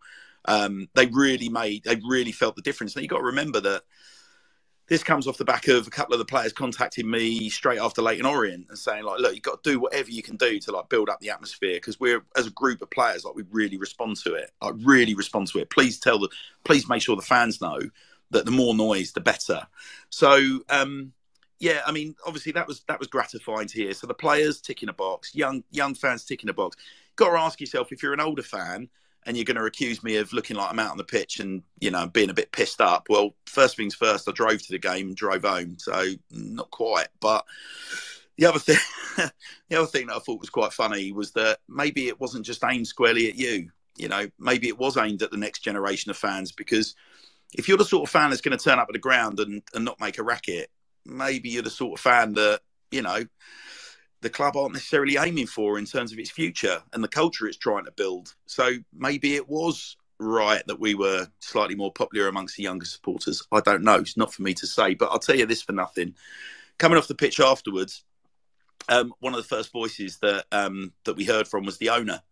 And the owner was unequivocal. It was like, that's exactly, literally, he came out of the boardroom up into the stands and he said it was tangible. There was a real buzz in the stand that he's not felt in, home games he's been to prior, apart from obviously the big promotional games. So there was part of me where, my heart sort of sank when the ball hit the back of the net in the 90 plus 5th minute. We love a whipping boy, don't we? We love a scapegoat at the county ground. And I stood there in the town and my eyes just closed. And selfishly, I was like, oh, here we go. And I kind of knew what was coming. But, like I said, you can't put yourself in such a public spot and not expect it. So I was, I was geared up for it. I just think, I wonder how many people stop to, because look, I'm not daft. I know that the whole ground aren't aware or don't listen to this Tom Broadbent now, so they won't have heard the build up. They won't have heard me saying, look, obviously we're a bunch of fans. We're on the pitch as fans for fans. This is something completely new. No other club does this. And we've got a really unique opportunity. And obviously, if you're not aware of that context, then you're going to probably go, hang on a minute, who are these people? I'll tell you what. Also, ultimately, as well, mate, we're not employed by Swindon. We weren't paid for it. It was just you went down there and tried to get the best out of the fan base. Off of your own back. You've paid for your petrol. You've paid for your ticket. You've tried. You've given it a go. Some liked it, some don't. But all right. So okay. So let's just listen to this, right? So the funny thing about it was, so I came off of social media pretty quick after the game. So Instagram, I was on Instagram. I don't particularly like Instagram. It's a little bit of a necessary evil in some respects when you're running a show like ours. But I've got a personal Twitter. I've been on for quite a while. And as soon as I'd already resolved, because I'm in such a public spot, and we also run the Sir Tom Broadbent Lounge, which I share with all of you guys in terms of how we log on and how we run, the Twitter account. That's more than enough for me. Is my life dictated by Twitter? No. Do I need to have a personal Twitter account? No. Why do I need it? Like, it contrary to what you might think, my life does not revolve around Twitter. Like, it just doesn't. So as soon as the ball hits the back of the net, as soon as I see my daughter with tears in her eyes because she started seeing people digging me out on socials and saying some pretty horrible things, that was easy for me. Just like, there you go, log off, jog on, not really interested. The interesting thing was I was unaware that there were I didn't even know what the scale was. And if, let's just say there was a wave of negativity that washed out and I was getting called like loads of horrible names, all the rest of it. So absolutely fine. But what was really humbling, Joe, was you started telling me, didn't you, sort of Sunday night, Monday morning, you were sort of egging me on to log on to socials. Yeah. So you were going, Hannes, you need to log on. And you kept on sending me like screen grabs. So in the meantime, so if you imagine, I'm sat there all of Saturday night, all the way down the M4, all Saturday night when I got home. And then when I get up again Sunday morning, my daughter's just non-stop crying, like absolutely devastated. because she cannot understand why humanity is so bitter and so twisted, right? So she can't get that through her head. Meanwhile, my son's walking around just wanting to punch inanimate objects. Like, he's so angry. So I'm dealing with that, and I'm sort of trying to laugh it off and make light of it. And then I've got you sending me screen grabs like, Hannah's, look, got this. You've got to read this. Like, this is a lovely message. Someone such and such has sent you this. Such and such has sent you that. Such and such. And I'm like, yes, Joe. Like, I'll have a look. I'll have a look. It's lovely. Like, it's lovely. But look, I'm dealing with all these problems, like with my 2 kids. Monday morning, I have to get up. I have to do every single week because of my fostering duties. I have to get up and I have to do quite a detailed amount of paperwork first thing Monday morning. And I'd left my Mac logged into the Sir Tom Broadbent Lounge Twitter, one of the tabs. And as I've gone on to close my tabs, I realised there were hundreds of notifications. And I was like, oh my God, like, okay. So I took a deep breath and started going through them. Honestly, guys, like, there's some very, very special people like that don't actually. I rarely see some of these people tweeting, but I'm aware you'll listen to the show, and if you're listening to this either live or I'm sort of struggling not to get emotional, but if you're listening to this live or listening to the recorded version, like. There are things that have happened in my life that, you know, have garnered a reaction, like positive reactions, like nice things have happened.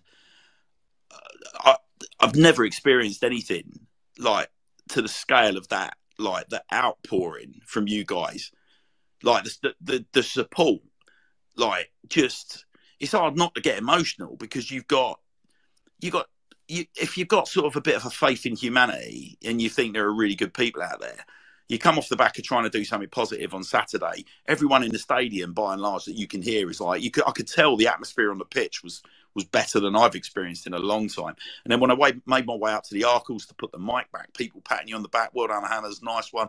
Go back around the pitch into the town end, nice one, Hannah's, like, great stuff, blah, blah, blah. I've walked all the way along with Don Rogers, people clapping, thumbs up, people waving, shouting, this, that, and the other, great. To then put up with, obviously, the abuse on the socials, see my kids get really upset. But then, I mean, if the negativity was a wave, if you're trying to quantify it, there was this tsunami of positivity. And it made coming back on the show tonight so much easier. So I just wanted to say, yeah, thank you to everybody. Like, what, you know, listen, it's very easy to go off, make generalizations, isn't it? We see it all the time. Our fan base are negative. Our fan base are a bunch of morons. Our fan base are idiots. This, that, and the other. My experience of running the Sir Tom Broadbent Lounge to date, and Joe, you'll know what I'm coming at here, and Ellis, you certainly will, and Chris, I know you will. Our experience of the Sir Tom Broadbent Lounge is, let's say on average, so if we get 3,000 people listening to a show, right, I would guarantee you probably 2,800 of those won't say a dicky word. They won't say a word. They just consume the content, go merrily about their business. There are people that don't even tweet and have said to me, I don't even tweet, but I come onto Twitter like to follow it like I would read the news. And as part of that, I listen to your show, you know, and I really appreciate it. And we've got a large majority of people at Swindon Town that I think I'm increasingly confident in saying that don't say a lot, but are really, really good people. So, and it's, you know, there's a lot of you that that do tweet regularly and are, you know, and are staunch, you know, very busy users of Twitter. And thank you. Like, your word means as much. I just think it's really revealing that there are names that I just don't recognise that are just all over my DMs and tweeting, just liking stuff and just supporting me and backing me. But I just wanted to, look, if we could just, I just wanted to finish this segment on this incredible tweet that I received from someone that has asked me not to say who they are, but suffice to say, they are. Yeah, I think we'd all be fairly impressed with who this person is. And they just said this. They said, Hannah's, percolate on this. Proverbially speaking, Saturday was like an early wake-up call. It makes a racket. It jolts you from a slumber. Some choose to react by getting up, making a go of it. bit loud maybe, but adjust the volume, maybe affect the programming, etc. But there are others in life that roll over, they go back to sleep. Some even try smashing the clock. But remember, in life, the ones that get up tend to have nicer homes. Just have a little sit and have a little think about that. There's some beautiful poetry in those words put a slightly different slant on things for me today. But anyway, look, that's enough about us. So will we be back? Well, we'll have to see, won't we? Yeah, let's. On that little note of positivity, Hannah's, you say about Swindon fans having a negative reputation. Can we move on to Walsall away, please? Oh, for fuck's sake, do we have to?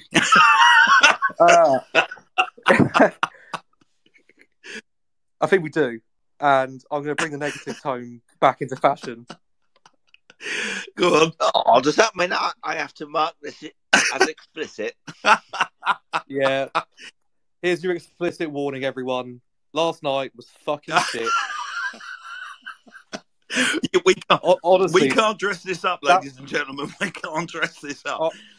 I can't dress up. That was genuinely the worst game of football I think I've ever watched. You know what I said, Joe? I said it was the curse of 28. It was the curse of 2020 I follow all over again.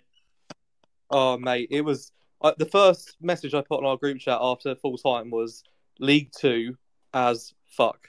Like that was they were not a good team. Like genuinely, Walsall had nothing about them. That was a game we should be putting 3-4 goals past them every single time.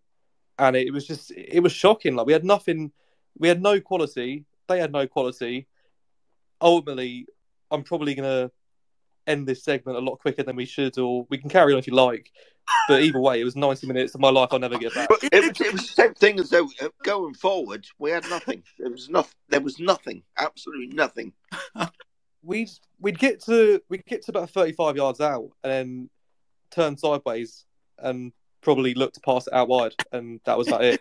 And then we fire it into the away fans. The away fans, however, do deserve a shout out because fair play to you lot that went, because you're a braver lot than I am, because 800, 1,000. Whether you trust Swindon or trust Walsall with the away figures, that's a hell of a following for a Tuesday night in Walsall. Yeah, I'll make you right. I mean, listen, Taser's just tweeted to say, I can't help but think this week was a massive opportunity for 6 points in 5 days. I'm not sure the squad and management got the memo. What was last night all about, and lots of Zs. I mean, Taze, like literally, Joe's just nailed it there. I mean, listen, I love my football club, man. I'll sit and watch anything Swindon Town related. I really, really will. But it was one of those games, Joe, wasn't it? Ellis, Chris. I mean, I don't know how you feel, but as soon as that final whistle went, my laptop, I just bang went the laptop, and I literally hit the sack. Now, normally when I've watched Swindon, I sort it takes me an extra sort of 5-10 minutes to go to sleep. I was out like a light last night. I was just, God almighty, it was dreadful. It was dreadful. What?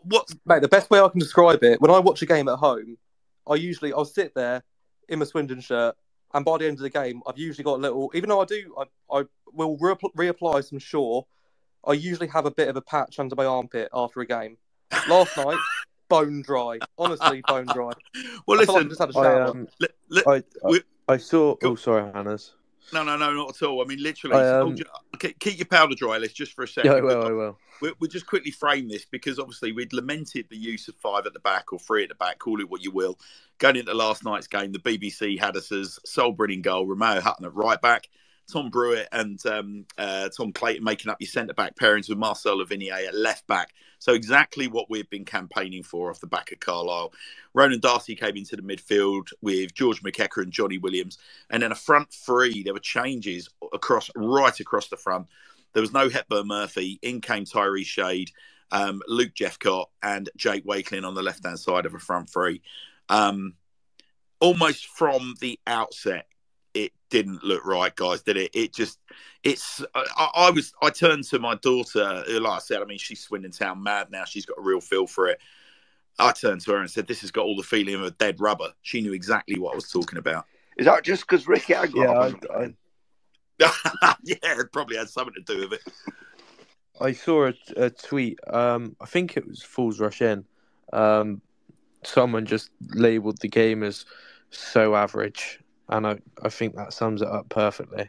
It was bang average. It was that bad, honestly. Yeah. Joe, didn't you? I mean, I think I remarked last night that Woking pre-season had more of a competitive feel than last night.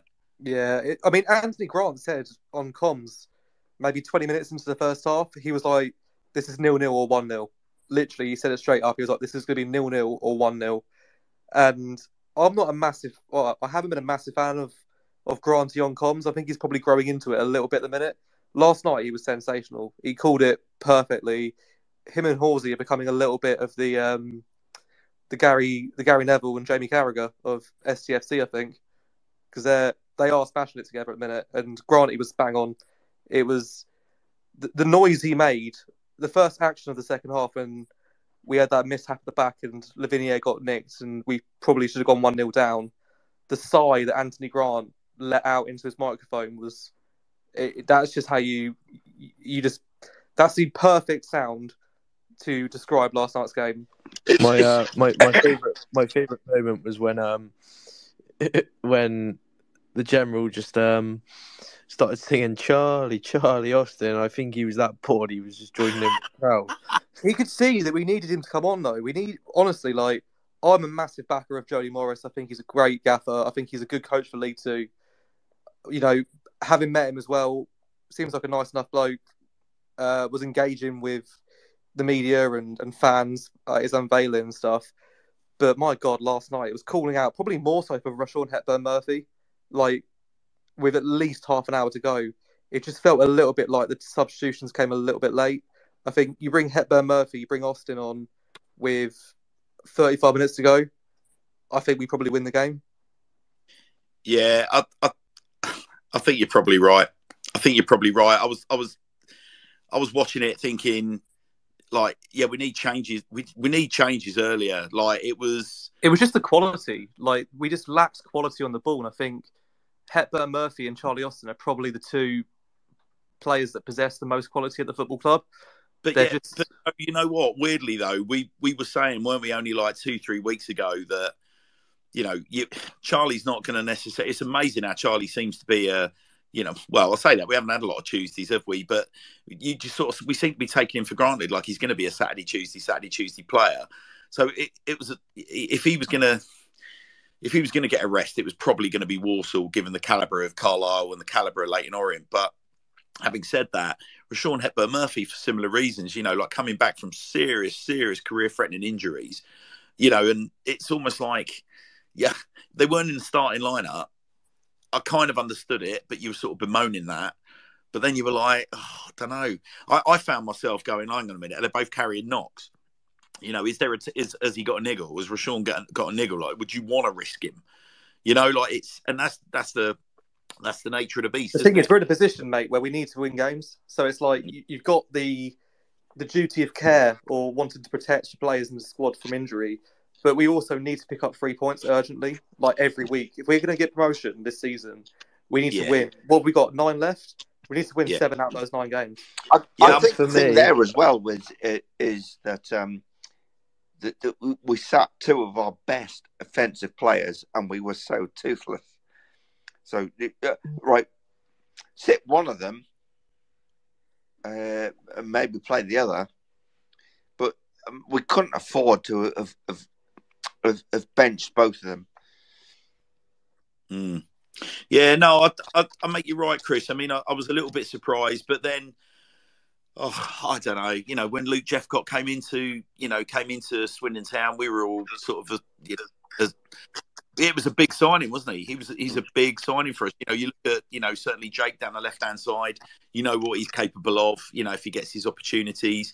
And you look into the right-hand side, you've got Tyree Shade, scored on Saturday. So you're kind of like, well, he's probably earned an opportunity to start. So, but it just was clear that, you know, things just weren't clicking. But hey, I like Jeffcott as well, though. I think Jeffcott is a really good asset at League Two level. He just doesn't suit playing up top on his own. He needs to bounce off someone. I think if you played, 4-1-2-1-2 with maybe Khan sitting, Johnny in the 10, and then Jeffcott and Austin up top. If you have wingers that have pace in your Wakelins and your Hepburn Murphys. That's probably how you get the best out of Jeffcott. We just haven't got, I don't think, the I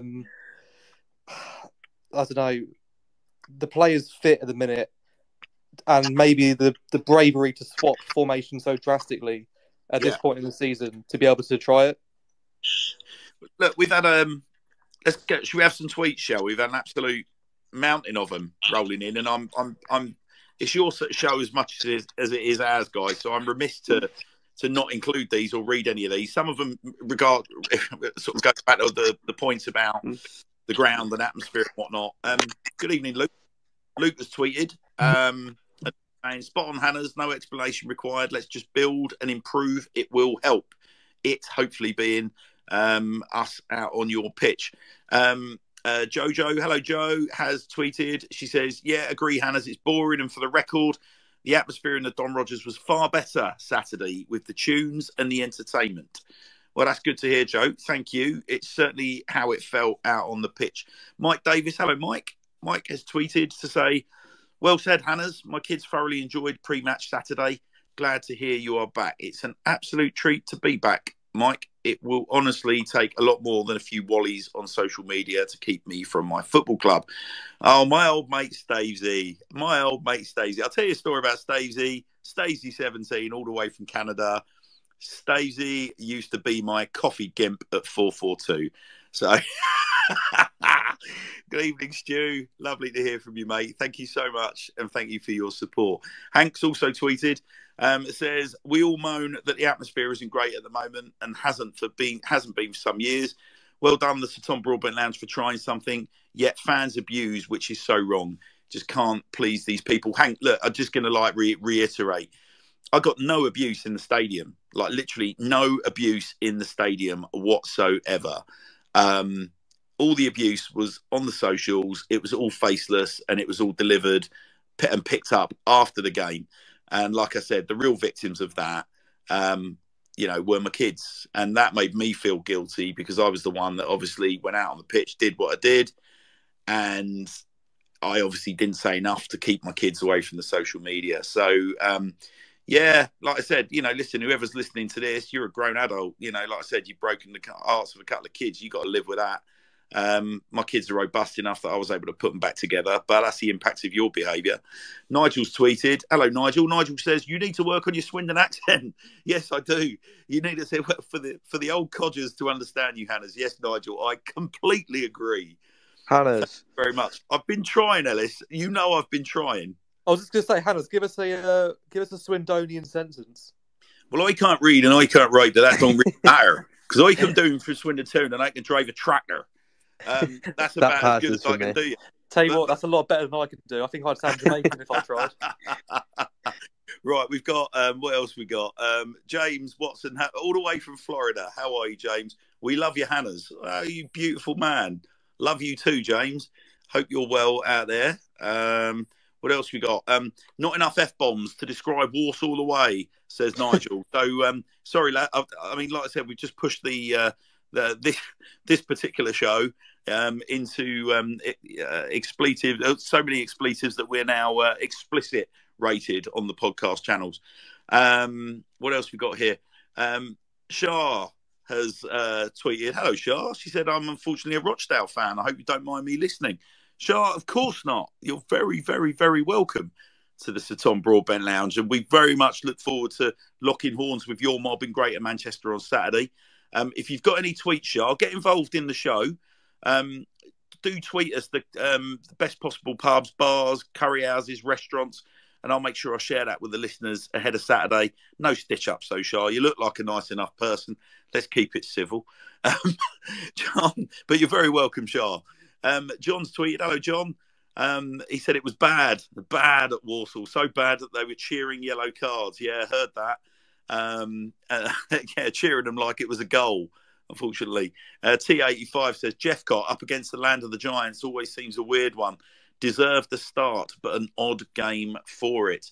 Hank's tweeted again saying, players don't seem interested or that they've given up. Some of the players are average, no experience. Lost important players at crucial times.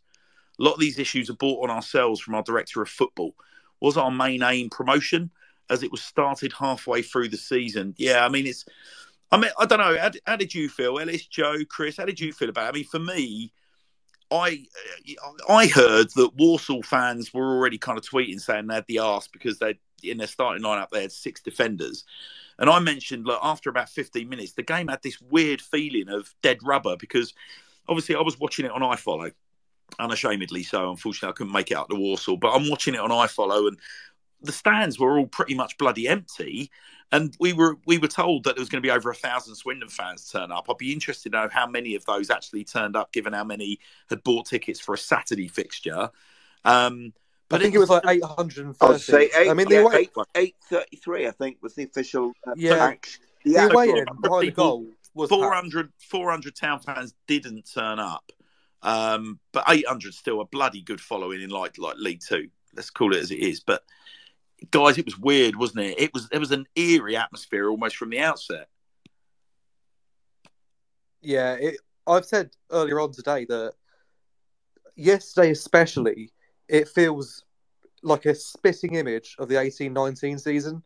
Like, we had that little bit of hope when Wellens came in to take over from Phil Brown, that playoffs were still like attainable.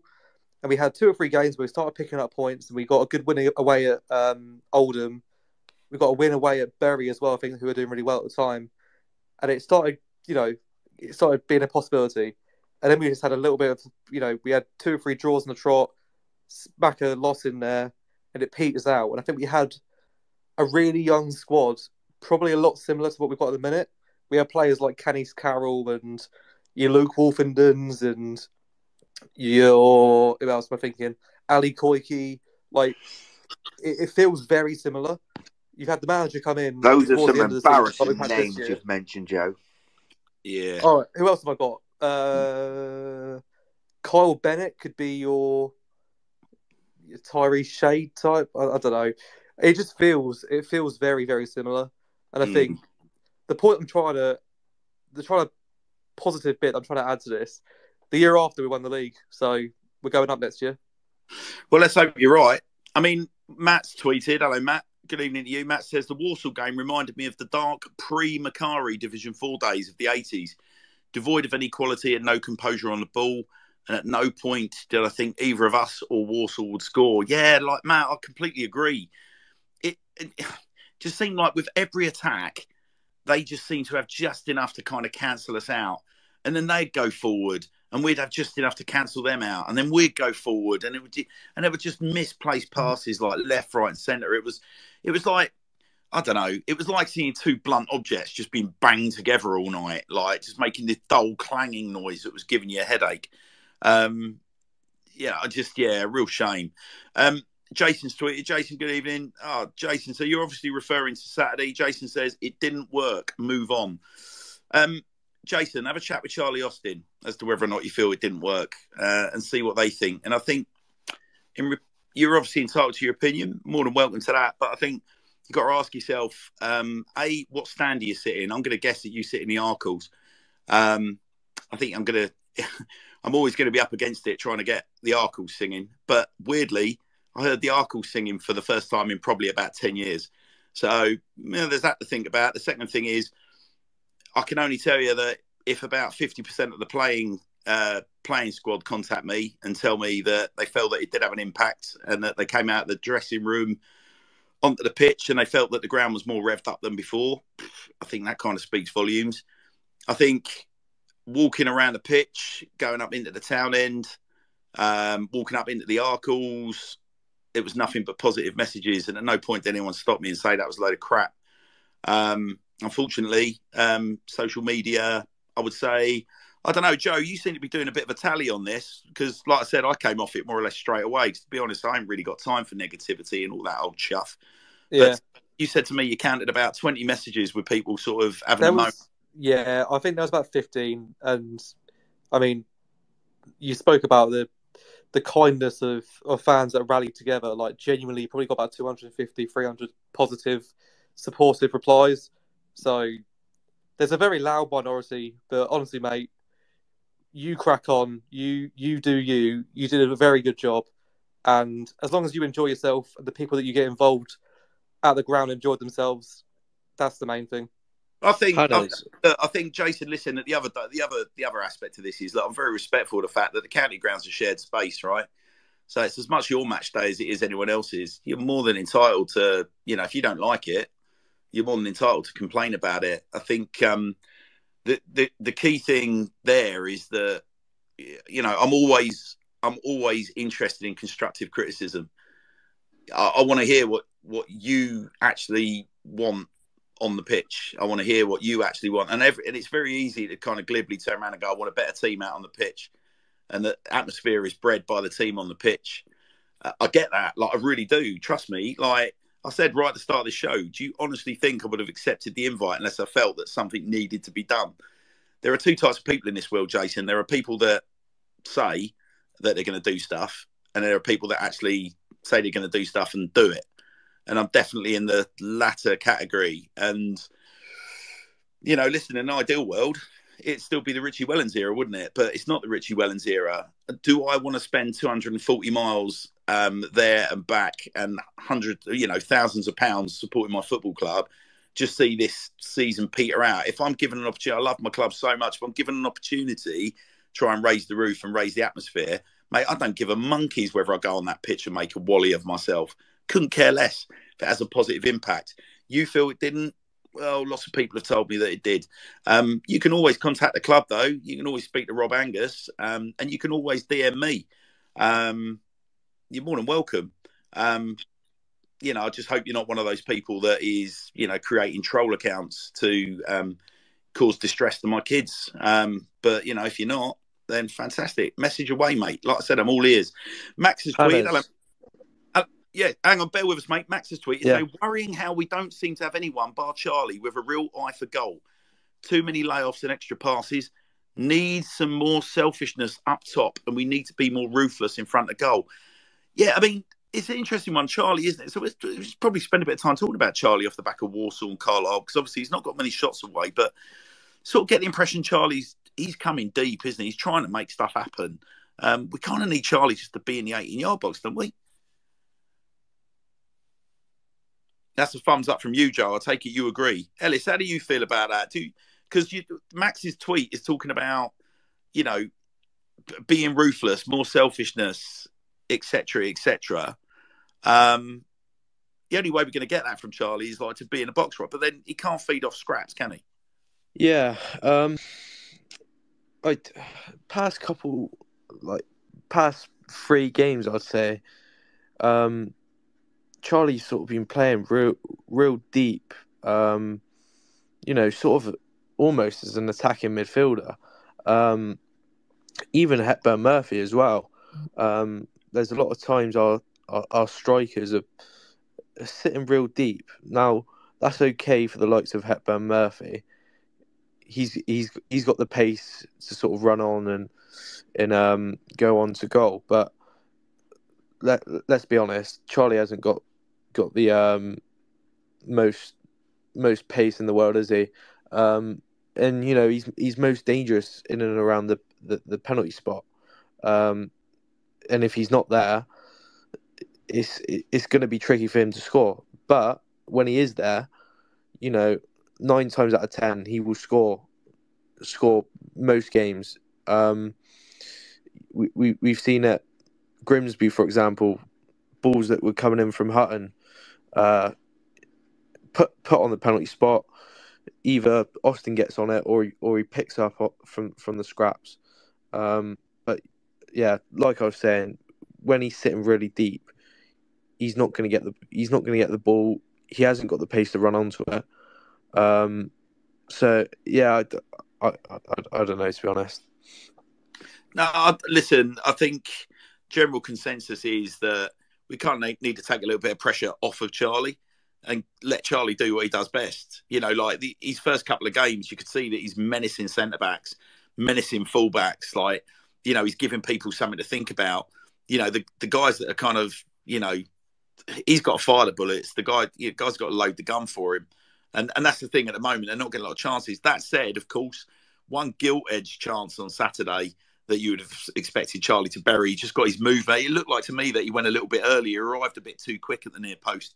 So as a consequence, he was a couple of yards ahead of himself and flashed his header wide of the post. But we're just not creating enough chances for him at the moment. So I can understand why he's getting frustrated. Also, from the moment Charlie arrived, guys, like he was all about promotion, wasn't he? Literally, he was like, I'm here because I want to get promoted. Like he doesn't want to be playing in League Two. So you kind of get the impression he's got sort of, temporary frustrations. But lovely tweet from Tom. Hello, Tom. Good evening to you. He says, for a technical-based team, the problem we have is the ability to pass and cross. The wing-backs and creative players in the middle provide up front with zero service. You could have Cristiano Ronaldo up front and we wouldn't have seen we would have seen last night's draw. Yeah, kind of the point I'm just making, really, isn't it? Kelly's tweeted. Hello, Kelly. Oh, what a beautiful tweet. Kelly says, all I can say, Hannahs, is I'm so glad you're back. We enjoyed the entertainment on Saturday and hoping for more. Well, look, Kelly, thank you. Listen, I just want to reiterate to those of you that joined the show that maybe didn't hear what we said earlier. Saturday was always going to be a bit of a pilot. We were I was asked by the owner to just like crack on with Carlisle. They knew Carlisle was a big game. They wanted us out on the pitch. They were hoping that they were going to give me a few more tools at my disposal. And by tools, obviously, that's, players to talk to, things like that. Use your imagination. It's not hard. And for various reasons, that didn't happen on Saturday. What I can say is that I just want to promise you this. If we do continue moving forward, he says, you can expect a slightly more compressed version where we're not necessarily experimenting, because there's a load of things that we tried with the best of intentions on Saturday and not all of it worked. Some of it was great. Some of it wasn't. But you can be sure that if we do more of it moving forward, it's going to be, we're going to be fine tuning. So that's all I wanted to say on that. So thank you, Kelly. It's lovely you saying nice things about me. But Hannahs, yes, mate. I've got a question for you. Yeah, go on. Obviously, I was very privileged to sort of be your glamorous assistant, if you like, on Saturday. Yeah. My childminder. Yeah. I was your assistant. You're my bodyguard, seeing as you're a boxer. Yeah. That's why no one was insulting me in the stadium, Ellis. They knew you were with me. Yeah. I really enjoyed it. It was sort of a different experience. It was a cool perspective being on the pitch. But my question to you is essentially, how did you find it? Oh man, listen, I'll tell you for nothing, right? Absolute dream come true. There were a couple of really, really lovely moments. There was when we reached about the halfway line. I think I was walking along with little kid. I'm trying to remember his name now. The lad that you were talking about, Ellis. Was it Ryan? Was his name? What was his name? Lovely. Teddy. Teddy. Yes, it was Teddy. You're right. I think Ryan was one of the. He was a town end one, I think. Yeah. So Teddy, as he gets to the halfway line, there was just this wonderful round of applause that broke out as Teddy started singing "Charlie, Charlie Austin." And I glanced over at Charlie, and there's just the biggest grin on his face. He was absolutely loving it.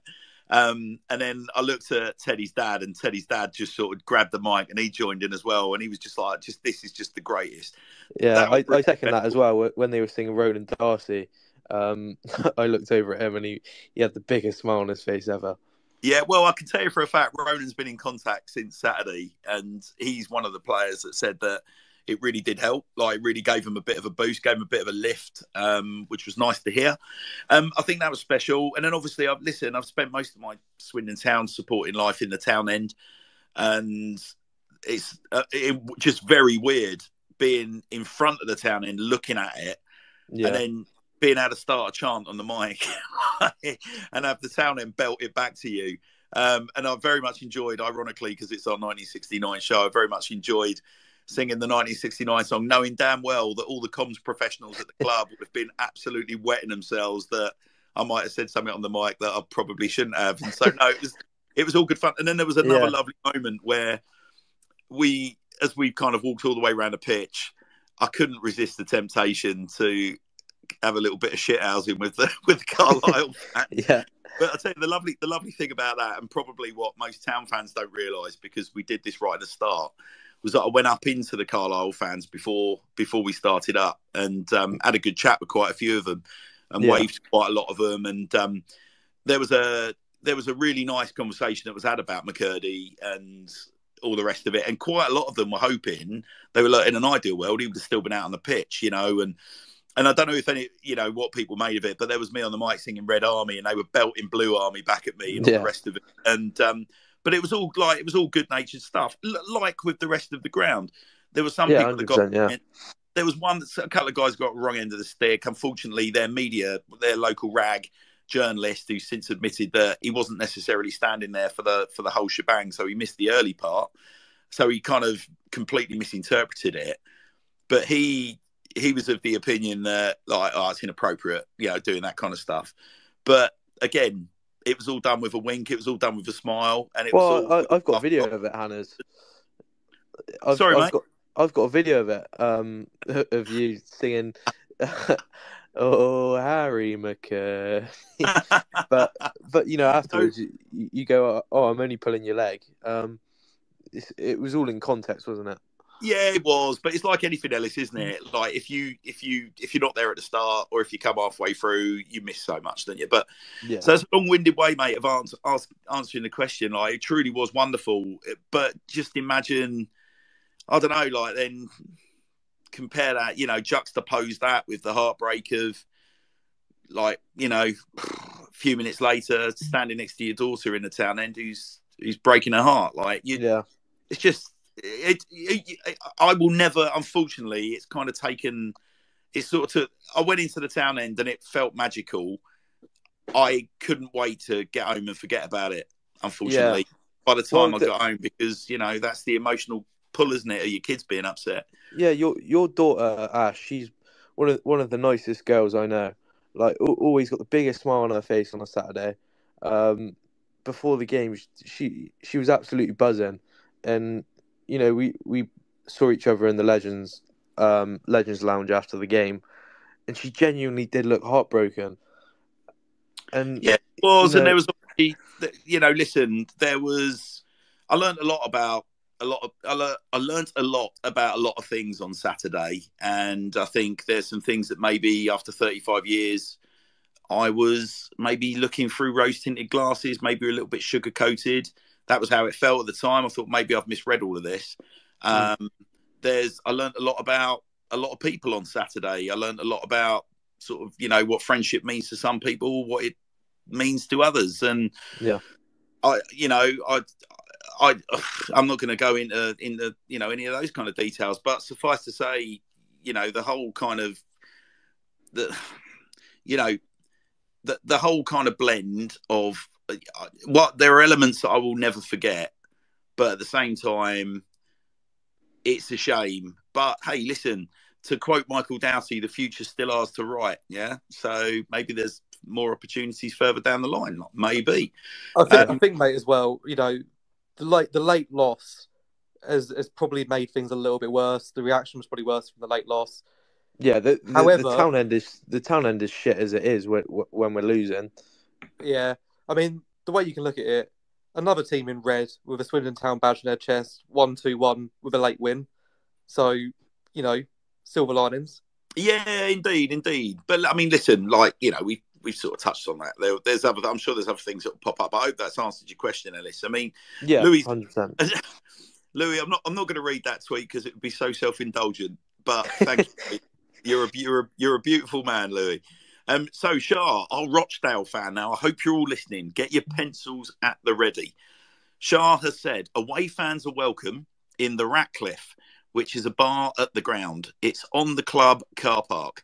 They have the lunchtime game on and do happy hour for fans, and food can be purchased there. Or we have a chippy across from the away stand, and all away fans comment on how good it is. But then there's two laughing faces. Shah, now, you better be legit on that, Shah, because if you're going to send good Wiltshire folk into a crap chippy, you need to have a good old word with yourself. So I'm going to retweet that because it looks great. But all I'm going to say is, until Shah actually puts a big old dollop of of reassurance in that. Now, sure, all I will say is this. We're really looking forward to getting up to Rochdale at the weekend for a number of reasons. We know that you as a club, you've really been through it. You've had a similar journey to us in recent years, and you don't deserve it. You're a lovely club. Obviously, Manchester, Greater Manchester, is spoilt with its football culture. But you are a storied football club up there. So, many town fans going to be making the journey, Charles. So we look forward to hopefully rubbing shoulders with you. Very, very kind. Steve has tweeted. Steve said to say, "I was told off in the Arkles for being loud." You're not the first person to say that, Steve. I was once threatened with ejection, but then I was in the director's box. That's a whole different story. So what else have we got here? SM1 has tweeted, Hannah's, if you're on the pitch before Stevenage next month, then I think there's a couple of Steve Evans related numbers which could go down well pre-match with a big slice of pie. Yes, SM1 Insider, I think you're probably right. Rita's tweeted, hello Rita, good evening. Rita says, yes, we sing and we shout. Think sometimes I embarrass my daughter Kelly. I think, Rita, knowing that Kelly and that's little Casey, you're talking about the Arkles, aren't you? So hey, listen, I'm not saying the Arkles don't sing. Like I said, I was well chuffed at the weekend that I was able to get the Arkles singing Red Army. God, it was hard, but we got there, I think, in the end. Anthony's tweeted. Anthony said, I've not been listening, has been down the gym, but Rochdale fans have been, in the main, a decent bunch. Don't trust this Char, though. She's a good lass, really. Very supportive of the club and happy that we got rid of Power. Hope Rochdale stay up. Yeah, hear, Anthony. Like I say, I sincerely mean it. Lovely club, Rochdale. Really nice people, really good support. What else have we got here? So, sorry, some of you are breaking into conversation. Lee's tweeted, oh, Lee, that's very kind. Lee's just said to say, Hannah's, I hope you keep doing it. Town have had pre-match MCs before. They all start out as cringy, pantomime villain, if you will. Banter then starts, and eventually the crowd look forward to it. Well, let's hope so, Lee. You know, let's hope so. Listen, mate, all I say is this, like, it's a tough one, right? Because a football crowd is just, you're never going to please everybody. But the nature is everybody has got an opinion, right? Everyone's entitled to one. So, you know, listen, I would love nothing more than to be able to go out there and keep you guys entertained for, half an hour, however long it's going to be moving forward. I would love nothing more than that. I'd love nothing more than bring good quality content to you before a match in the county ground. And that's going to be the aim, right? All I would say is, like I said, share your opinions. I've got no problem. Like I meant what I said to Jason earlier, like share your opinions. I have no problem if you don't like me, if you don't like the content, that's fine. But just keep it constructive. Do you know what I mean? And just remember that, not just my kids, but other kids are on social media. And don't allow other kids to think it's okay if you just put mindless abuse out on the socials. So tell us what you want. Like, we're always open to suggestions. We said this in the build-up. Do you know what? Not a single one of you sent us any kind of guidance as to what you would like. Not one of you. And yet you still had 4 or 5 days notice. So, take that into account. Mike has tweeted, hello, Mike. Mike has said, atmosphere has been dire at the county ground for a long time. Respect to you to try and actually do something about it. And don't let these few fucktards pull you back. Show your kids these morons won't derail you. Keep going, son. Mike, here. Thank you, mate. That's very, very kind. Like I said, Mike, honestly, it's going to take more than a few wallies on social media to derail me. Thomas has tweeted, how many players do you think Jody will want to keep? Oh, now you've opened the can of worms, Thomas. Right, what do we think then? Joe, Ellis, what do you think? How many players do Jody's going to want to keep? Tricky. Joe, you go first. I think the majority, but it'd be easier to name the players that I don't think he will keep. I think your likes of, I think we'll probably see Conor Brand go. I think Kean Harries will go. Obviously, Matty Baldry will retire. Where are we? Tom Brewitt, I think, will extend. Fraser will stay. I think I can see Hutton leaving. I think he'll be sold. I think Lavinia stays. Tomlinson. I think Williams. Who? Tomlinson. I know we got him on loan, but I think he'll sign. I think he'll sign. Jeff, no, I think he goes back. McEachran, I think, signs a deal. Johnny Williams, I think, leaves for free. Saidu Khan, I think, goes. What, for money? For money, yeah, I think he goes. I can see him getting a move. Pass. Who else? I think Charlie Austin. I think he stays. I think he signs on. I think. Who else have we got? Hepburn Murphy, I think, signs. I think Wakeland stays. Reece Devine, number one, I think he probably goes. I think Reece Devine probably needs to ply his trade in the National League or maybe go and find a place abroad just to try and get a consistent run of games under his belt. It's really frustrating for the lad because first half against Orient, I thought Reece looked really good. Just been absolutely screwed with injuries this season, to be fair to him. So he's he's played one league game, hasn't he? Yeah, I think he needs to go and ply his trade somewhere that he's going to get minutes under his belt and hopefully get a good level of medical care. I think in terms of the medical care this year, we saw how good our medical team was, our sports science team was last season. We're having to share them with Crawley this season, and tangibly we've had more injuries. I'm not saying whether or not they're capable or they're dropping off efforts or whatever, but there's a massive difference as to the injury-prone players last season staying injury-free and grinding through a season and playing a lot of games, whereas this season we've been absolutely fucked. So maybe that's a question that needs to be asked. Well, apparently, so MST's tweeted, hello, MST. Good evening to you. Said Khan's contract ends this year, so no fee. I could have sworn we had an option on Khan. Could have sworn we did. What about Darcy, Joe? You missed out Darcy. I like Darcy. I keep Darcy. I think the players like Darcy and Shade, they seem... I'm not going to play the Johnny Williams Wales national team card here, but they seem really important to the dressing room. I think they've got they're good squad players as well. I think Ronan Darcy's shown, coming off the bench especially, he can have a real impact on games, and Tyree Shade too. Here is a great tweet for you, Simon. Good evening. So just to add a layout of what we're talking about, Simon's saying, will it be Jodie's choice or will he be told? Oh, well, so will listen, it be a spreadsheet? Who knows? Simon, I'll play it back to you like this.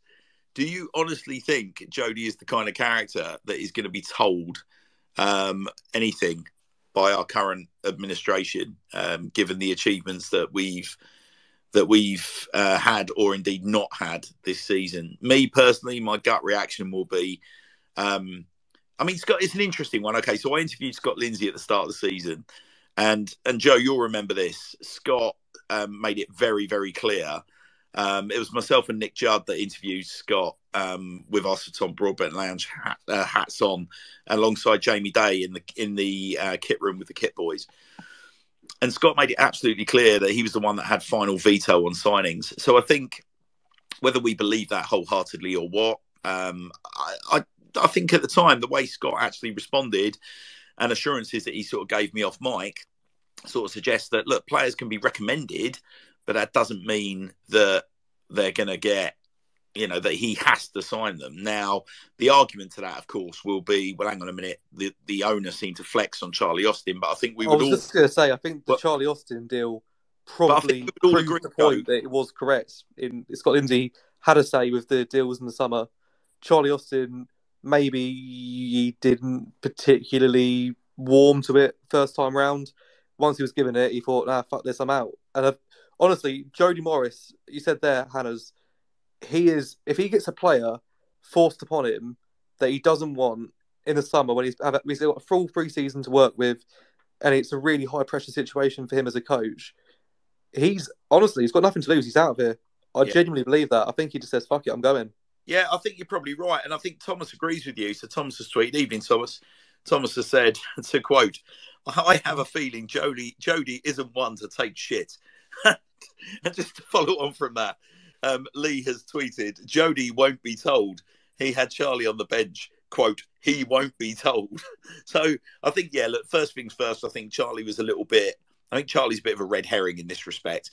Charlie's such a massive opportunity for the club on so many fronts that you could argue that maybe the decision goes beyond the pay grade of even the technical director and the manager. I think if you've got a chance, if you're Swindon Town, you've got a chance to bring Charlie Austin back, and maybe there's some umming and ahhing a bit further down the ladder. I can always imagine like the owner turning around and going, like, I'm not being funny, but this is above your pay grade. Like this kind of decision, like, you know, I'm putting money in the club. I can see that Charlie Austin is of the caliber of player that we want. I can see that. Our fans will not, if there is an inkling that our fans know that we could have signed Charlie Austin and we didn't sign Charlie Austin, or worse still, we let him bugger off down the road to Bristol Rovers. And like, no. Like, I'm sorry. So, you know, I can imagine a world where Scott Lindsay is told, oh, look, there's Charlie Austin coming in. And I can imagine Scott Lindsay going, wow, that's a very strong voice and I control this dressing room. Well, I'm not sure, you know. So I can imagine him being a little bit not sure. I can then imagine the technical director going, well, hang on a minute, is there a resale value? Like, what sort of wages is he going to be on? How does that sit with the current model? I can imagine him going to the owner and pushing back and going, yeah, you know, no, I'm not so sure. But I can be sure as eggs is eggs, knowing Clem as I do, I can imagine Clem just turning around and basically going, no, Charlie Austin is coming to our football club. And there can be no regrets. Like, there can be absolutely no regrets, because I don't care what generation supporter you are, Charlie Austin, to quote Vic Morgan, is the most natural goal scorer that has been at the club in recent times. Charlie's already proven that he knows where the back of the net is. Do the sums already. Charlie's goal average since he's been back at the club is class. And if anything, if he's guilty of anything in the last few games, it's trying too hard.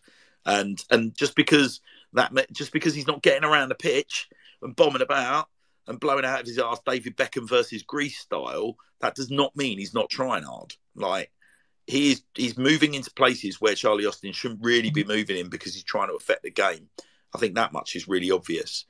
So we've got we've got a couple of other little tweets rolling in, but we're trying not to get we've got so much to try and get through tonight. So what I wanted to do was spend a little bit of time talking about our ladies. So we were hoping that we were going to get Paul Caddis says to say hello, everybody. Paul Caddis may be listening in tonight. How about that? Who's Paul Caddis?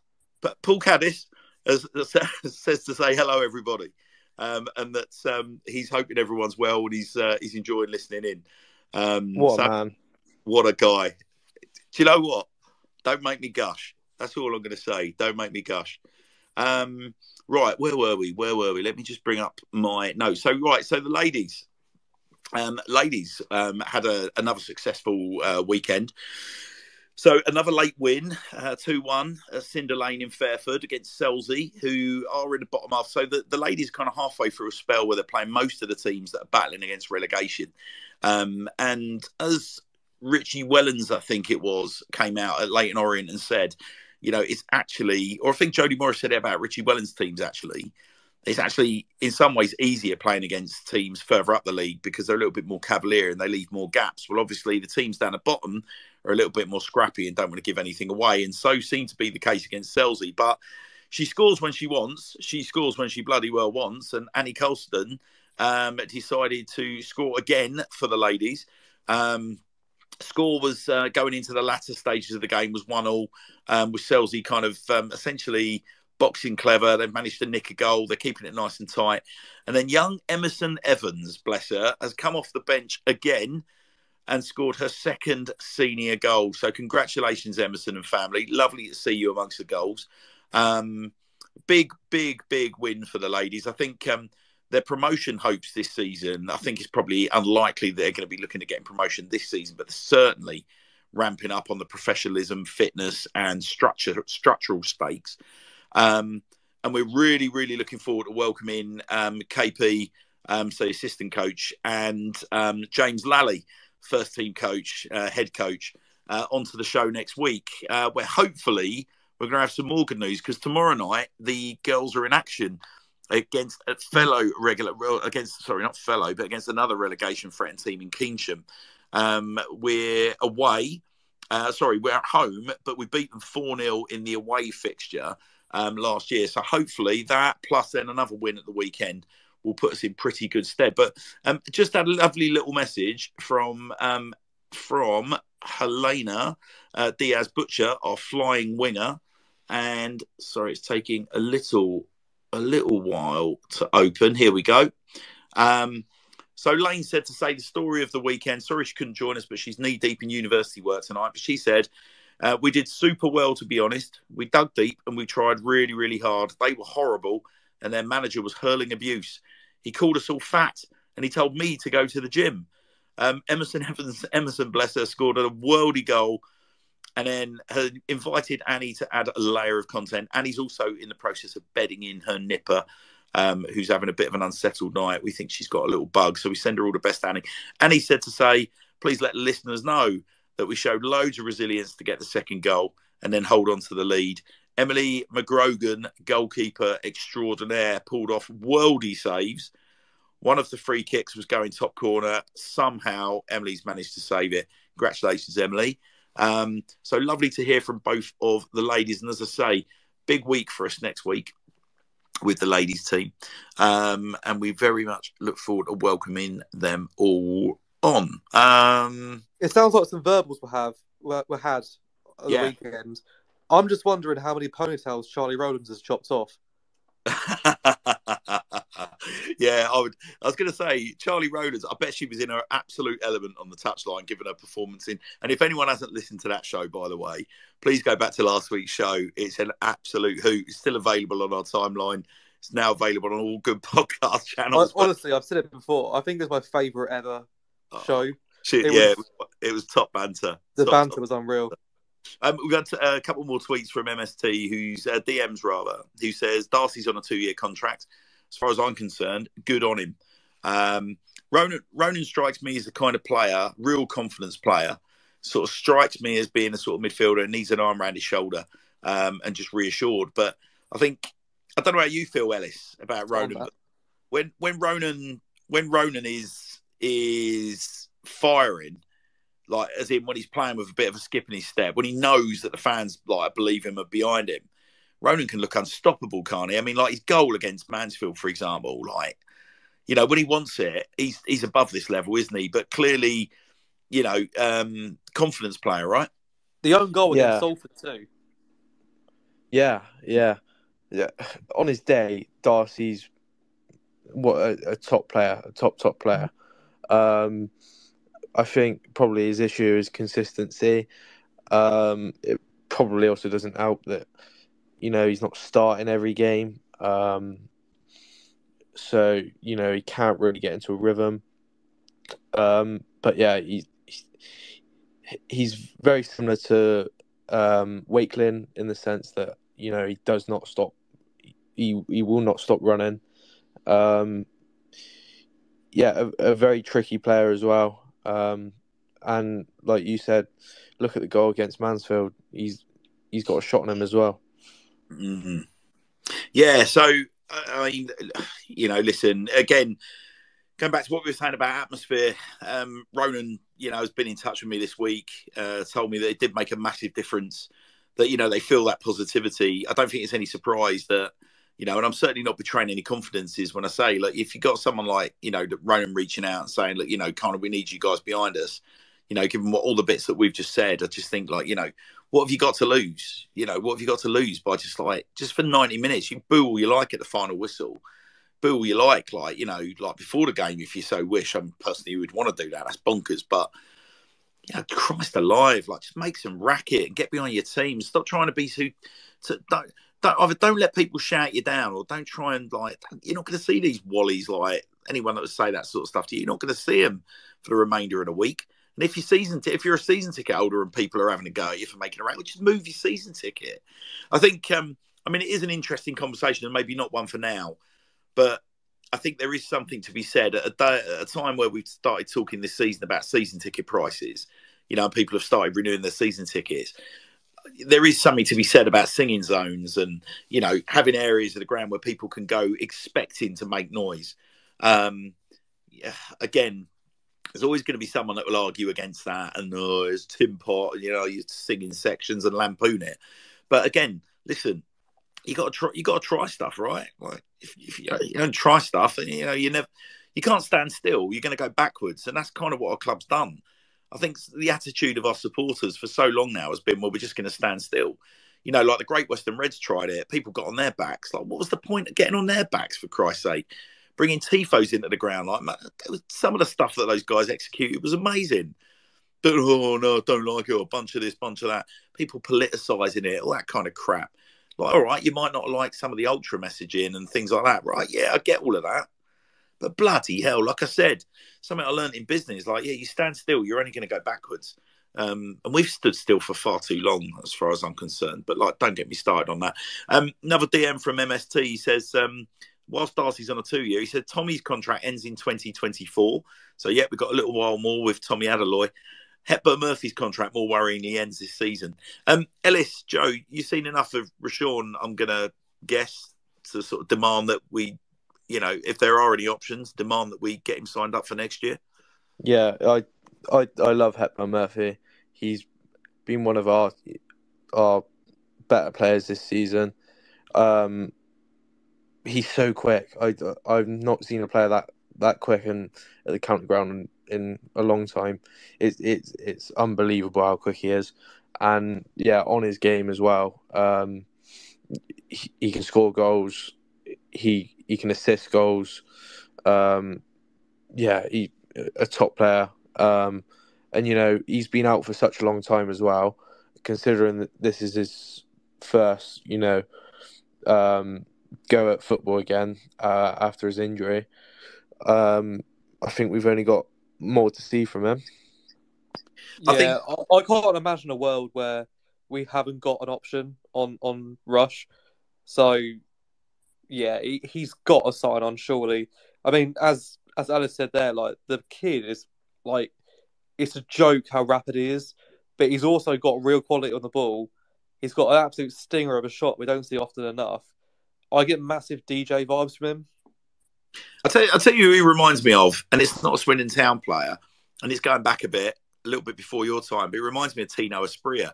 So when Tino Asprilla signed for Newcastle, the thing I loved about him, like, I think the playing styles, they're both so unpredictable.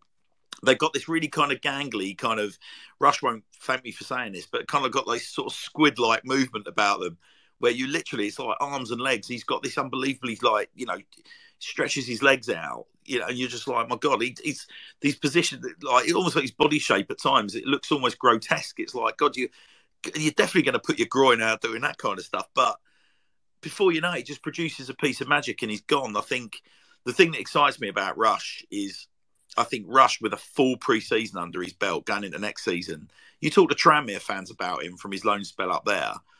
Like, I mean, they're just unequivocal, like, absolutely incredible. So I think it's a no-brainer, mate. It's a no-brainer. But listen, going back to Rochdale, guys, so we've got a little bit of a preview job to do here. So Rochdale played 36. Char's not going to thank me. They're rock bottom at the moment at League Two. It's not looking pretty. They're 5 points adrift. 36 games played, 6 wins, 7 draws, 23 defeats. They've only scored 29 goals all season, so they're really struggling up top. And worse still, they've got one of the worst defensive records in the league, unsurprisingly. They conceded 53, but not as bad as the teams directly above them. Crawley, Hartlepool, Harrogate have all conceded more goals than them.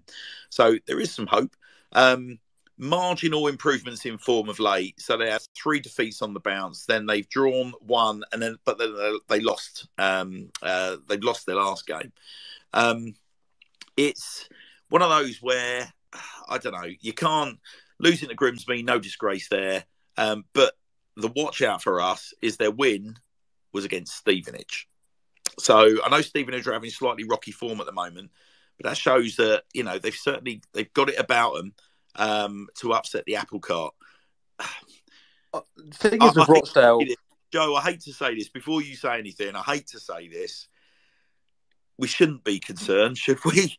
I know we're away from home, and I know they've beaten Stevenage recently, and they got a creditable draw against Crewe. Look, losing to Grimsby, losing to Stockport, there's no shame there. That marginal loss to Leyton Orient, it was only 2-1. creditable draw against Northampton, marginal loss. They're not getting stuffed like recently. Marginal loss to Salford. 2-0 Gillingham resurgent. So they're not going. I don't believe they're bottom of the league. They're not going to be a walkover. But come on, for Christ's sake, this is again we're having the same conversation. Like there shouldn't be anyone in this league that we're afraid of. And if we're going into games against bottom of the league Rochdale, with all due respect, Shah, with all due respect, like something's gone seriously wrong at the county ground this season. If we're going to Rochdale and we're genuinely like, oh my God, we're not going to get anything out of this game, mate. Like I've said it so often this season, this year's league is absolute trash. There's no one in the division that I think that we can't beat. Even you Leighton Orients, we've got 2 draws out of 2 games to them. Stevenage we lost to, but every time I see Stevenage, I'm thinking, bloody hell, it's such a Steve Evans team. Like it's not. There's nothing there that screams at you before a game on a team sheet. You look at it and go, oh shit, he's going to cause us trouble. They've got Luke Norris. Like it's honestly, it doesn't. The division is such a. It feels like an opportunity missed this year. Clem would probably hold his hands up and say, look, we've made some bad decisions with certain appointments or strategies. Next season, we've got Wrexham, the likes of Wrexham coming into the division, who will probably bring fucking Mbappe in the summer. Like, it's going to be a tough division next year. Having said that, on Rochdale, I have got a bit of a soft spot for them. They were really supportive during the summer with Lee Power, selling the club to Clem Morfuni. Their supporters' trust were really good with promoting our story, and I hope that we reciprocated that as well when they were going through their tough times. I genuinely hope that they go and beat every single team other than this weekend and stay up, and they relegate the likes of. Crawley can get done. That'd be nice to see them go down. It'd be nice to relegate Crawley last day of the season as well, just as a little touch. Oh, wouldn't that be Harrogate? Wouldn't that be lovely? Yeah, I would love to see.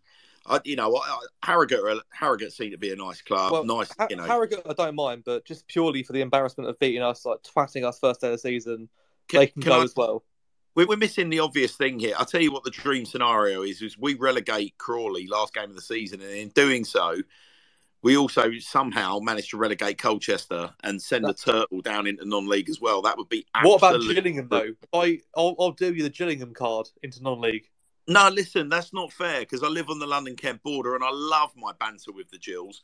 Don't take that away from me. I would take sending the Turtle down into non-league ahead of sending the Gills down all day long. Crawley and the Turtle would be... it sounds like a great 80s indie band, doesn't it? Crawley and the Turtle. Crawley and the Turtle, yeah. But get them gone, and that would be ideal. As I say, Rochdale, got a soft spot for. I hope we absolutely annihilate them on the weekend, and then they go and stay up. Having said that, we'll probably lose 4-0. Can I be honest, though, Joe? The other thing as well, it's not just about the Turtle, but there's something about a club that's owned by a guy that turns around and says, oh, it's not your club, it's my club. Like, that banter. And yeah, all right, you can play around with the context and all the rest of it. But that is my overriding memory of the guy that's behind Colchester United, unless they've been bought out, which I don't believe they have. No, they haven't. He's still there, yeah. So, and I feel sorry for their supporters. Yeah, of course I do. But the fact is, I don't feel sorry for their manager. Left our club, didn't say goodbye, and then didn't have particularly nice things to say about us after he'd gone.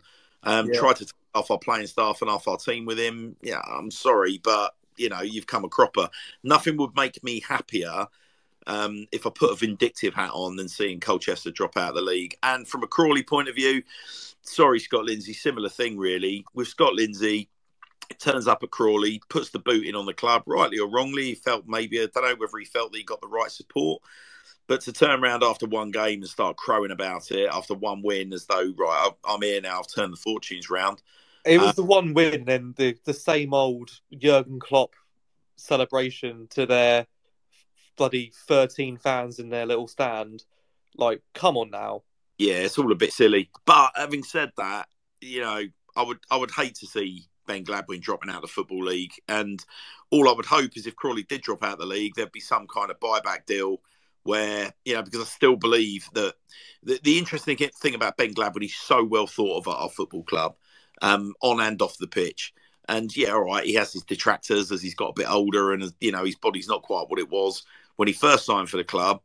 But a lot of people were talking up Ben Gladwin as a future coach of Swindon Town. Not necessarily head coach, but a lot of people kind of feel, and I feel, that Ben Gladwin's part of the fabric of our club. I would hate Mate, I have never been so convinced of a current professional footballer to be one day manager of Swindon Town than I am with Ben Gladwin. Like, you can't convince me otherwise that we won't see him in the hot seat at the county ground within the next sort of 15 years. Oh, right. Well, I concur. Are you ready for this? Go on. MST has posed us all a question. It would be interesting, Ellis, if you could put this to a poll in the background. MST has asked, would the Pox being relegated make up for this shite season?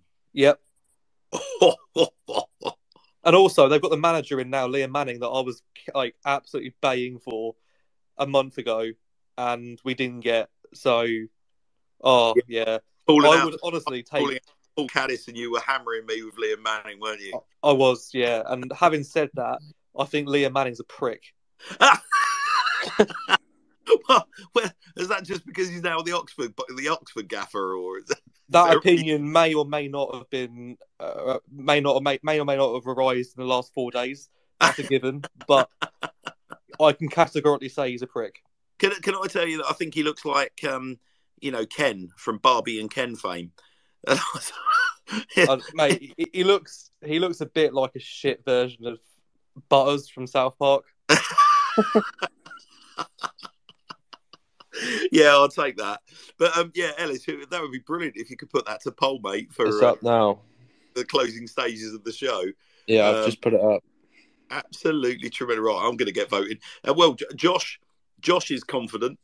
Hello, Josh. Josh Blythe has tweeted to say genuine. He sent us about 5 quotes saying he is so confident about Saturday. Josh is asking if he can play in goal for the town on Saturday. Oh, bless you. Char, the Rochdale fan who's still listening in, Char says, Joe, after that speech about us and your soft spot for Dale, you're my new best friend. Thank you. You're making friends, Joe. You're making friends. I'm making friends. Char, at least you're not an Oxford fan. We can be friends. Char, can I just point out you are talking to the most duplicitous man in Swindon. I don't even live in Swindon. Good point. Good point. Right, what else we got going on? Today's all been about 1969, obviously. We've got a few of our limited edition 1969 Sir Tom Broadbent Lounge Blackout hoodies. Please don't take this as the hard sell, because we're not making a penny out of these. We're purely doing it for shits and giggles. Essentially, my supplier is a Swindon-based supplier of garments and high-quality printing. If you're interested in getting one of the hoodies, even if you have one of our existing hoodies, I know everyone already compliments us on the quality of those. This is your premium hoodie. For those of you that saw me strutting around the pitch on Saturday, I was wearing one of them. On the back, you've got the full lyrics on in 1969 on League Cup final day, etc., etc. You can have that in white. You can have that in black. And our logo on the front has been blacked out because, of course, the 1969 final, as we all know, was majority watched in black and white up until today when we found some bloody colour coverage of it. Sod's law. We will be returning tomorrow to our coloured logo, which is going to cost us our blue tick status for a week. But nonetheless, we have a couple of hoodies left over. But I do stress we're only going to be doing 12 of these hoodies.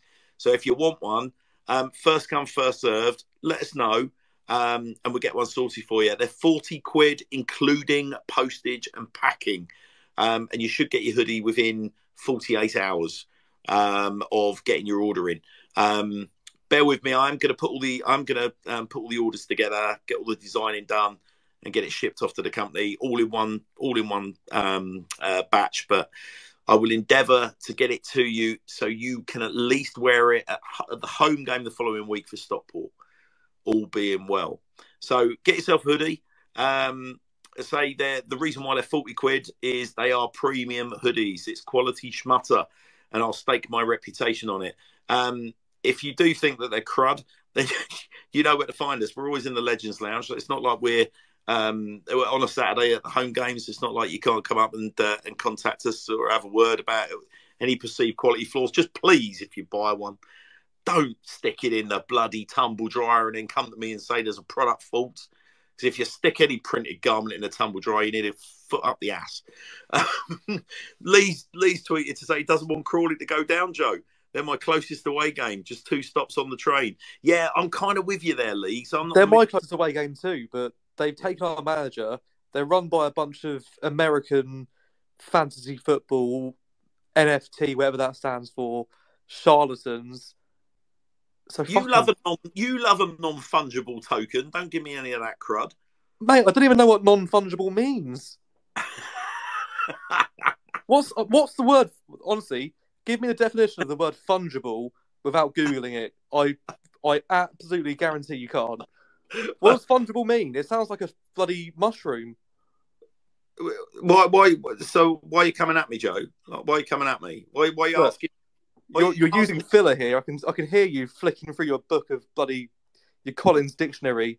You've got Ellis. You've got Ellis online as well. There you go. We'll ask Ellis, shall we? Ellis, get Char on the line. Char knows everything from the good chippies to the bars to everything else about the world. And she's doing a wonderful job for us tonight, informing the good people of Swindon. Char, there is not a cat and hell's chance that you don't know what a fungible token is. So I want a tweet from you explaining what fungible means. So don't sit there laughing, Char. I think I've got an idea. Go on then, Ellis. What does fungible mean? Well, to be fair, I don't really know. But you can't say I've got an idea and then go, I don't know. No, I heard that it's basically like a receipt, something that you can... I don't know. I'm staying out of this, actually. No. And yeah, I thought I knew, and then I started talking. Right there, that 35 seconds right there is Crawley Town in a nutshell, and that's why they're going to get relegated. Well, that nobody knows what they do, basically, or what they stand for. No one knows what fungible means, and that means they're going down. Do you want me to Google the definition? Yeah, go on. Keep everyone, because listen, we like to think that you learn something coming on our show. Right, here we go. Give you the Google definition. We might as well do that. Fungible, of a product or commodity replaceable by another identical item. There we go.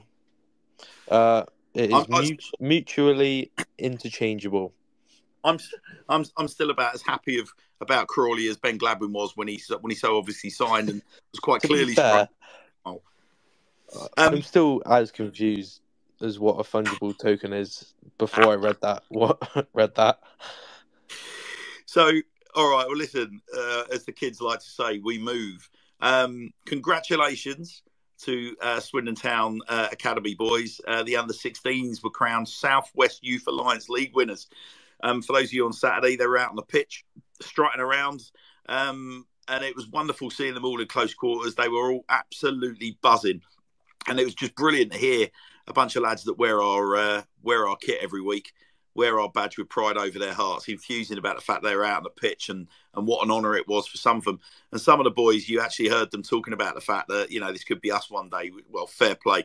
But listen, the future, quite as Swindon Town's admin quite rightly pointed out, the future is looking bright. Hey, it's not to be sniffed at. So the under-16s, so when you think, 15 years old? A few of these lads, if the current model continues over the next couple of years, I'm sure the likes of Anton Dworzak have proved. George Calmedo's been in and amongst it. We've had Wyn Davis has been near the first team of Abu Kanu. I was just going to say, Abu Kanu, I think, will be next season's breakout star. Yeah, well, listen, I mean, the kid physically already looks the part, doesn't he? You've got Sonny Hart as well. Really impressed us in pre-season when we saw him. The kid's already an absolute specimen, and he's pulling up trees in non-league for Harrow. So we've already got lots of young stars coming through. But obviously, with the under-16s actually winning the league, I'm sure that there is going to be pressure to get some of these 15, 16-year-old kids pushing on and starting to make appearances for the first team. They seem like a really confident bunch. And obviously, they won the league, right? So why not? So well done to the under-16 boys. Congratulations to the academy lads. Doing a cracking job. It's lovely to see. I mean, when I was shirt sponsor at the club, it was, I remember the Di Canio years. And I remember having conversations with, Paul Bowden about, the internal frustrations where we got some real talent, but they just could not get anywhere near the first team because of the kind of selection culture that was there at the time. So whether we like our recruitment model, our selection culture, or what, at the moment, you can't knock the fact that you know, a lot of these lads are starting to get their opportunities. And I really enjoyed what Jamie Russell said recently about our loan programs, that we've got relationships with not these non-league sides, but you know, these players are monitored very, very closely when they leave our club and they go off to develop. So these lads aren't just kind of ball through token. These guys are being they're being properly farmed, you know. So hopefully, as we say, hopefully the future is very bright. What we got? Oh my goodness, you lot are absolutely killing me on the tweets tonight. Right, so we've got right, here we go. So where are we? Odd finance. So Snorky, good evening, Snorky says, given the odd financial setup of Crawley, I hope they go. Yeah, Snorky, just sort of reiterating what Joe was saying. Philip's on. Hello, Philip. Hope you're well, mate. I hope the health is good. Says, welcome back, Hannah's. Philip, you know what, mate? In reality, I never really went away. But that's very, very kind. I'll just reiterate, it's going to take more than a few wallies on social media to stop me talking about Swindon Town Football Club. Shah did indeed dig into her knowledge bank, but sadly he says, I have no idea what fungible is. I also thought it was a mushroom. So, unfortunately, what else we got here? We've got a dancing mushroom, Shah. Thank you. Sending in a picture of a dancing mushroom. And Kieran's tweeted, right, what we got here? We got a little stream here with our friends from Fools Rush In. And it says, yeah, this is in response to the poll. So at the moment, Ellis has tweeted, would relegation or for Oxford make up for no promotion this season? Yes, the yeses at the moment say 38%. The noes are at 61%. Kieran has tweeted, absolutely not. If anything, it makes not going up even worse. Yeah, fair point. And just think about the double over Oxford next season in League Two. Yeah, that's what I'm saying. I'm not saying it's happening, and we all know we'll probably lose both of them, but we can dream. Yeah, but we still got to go away to places like Harrogate, and as nice as their tea rooms are, yeah. I'm not going to lie. I was probably saying it a bit tongue in cheek. The Falls Rushing guys probably are spot on in terms of it's not worth it. It's not worth it. League Two is a cesspit. It's boring. It's shit football. They're all up north. The trips, as much as we love Rochdale, the trips are miles away. So League One. Stop it, Shari's flirting. Yeah, League One's where a club of our size should be League One at least. Like, it's getting to the point now where I'm probably creeping up on supporting Swindon in more years in League Two than League One, which is odd because for the first 10 years of supporting Swindon, it was just consistently League One and top end at that as well. So, yeah, we're due to go back up and not fall victim to, you know, bad ownership and world pandemics like we did last time, which ultimately probably dropped us back down again. Yeah, I'll make you right. Listen, it's been an awful lot of fun tonight. Ellis, thank you ever so much for your company. It's been a treat having you. Ellis, sorry for the delay. No, pleasure as always, Hannes. Yeah, look forward to catching up with you very shortly. And Joe, indeed, co-host extraordinaire. Chris, dear listeners, had to drop away.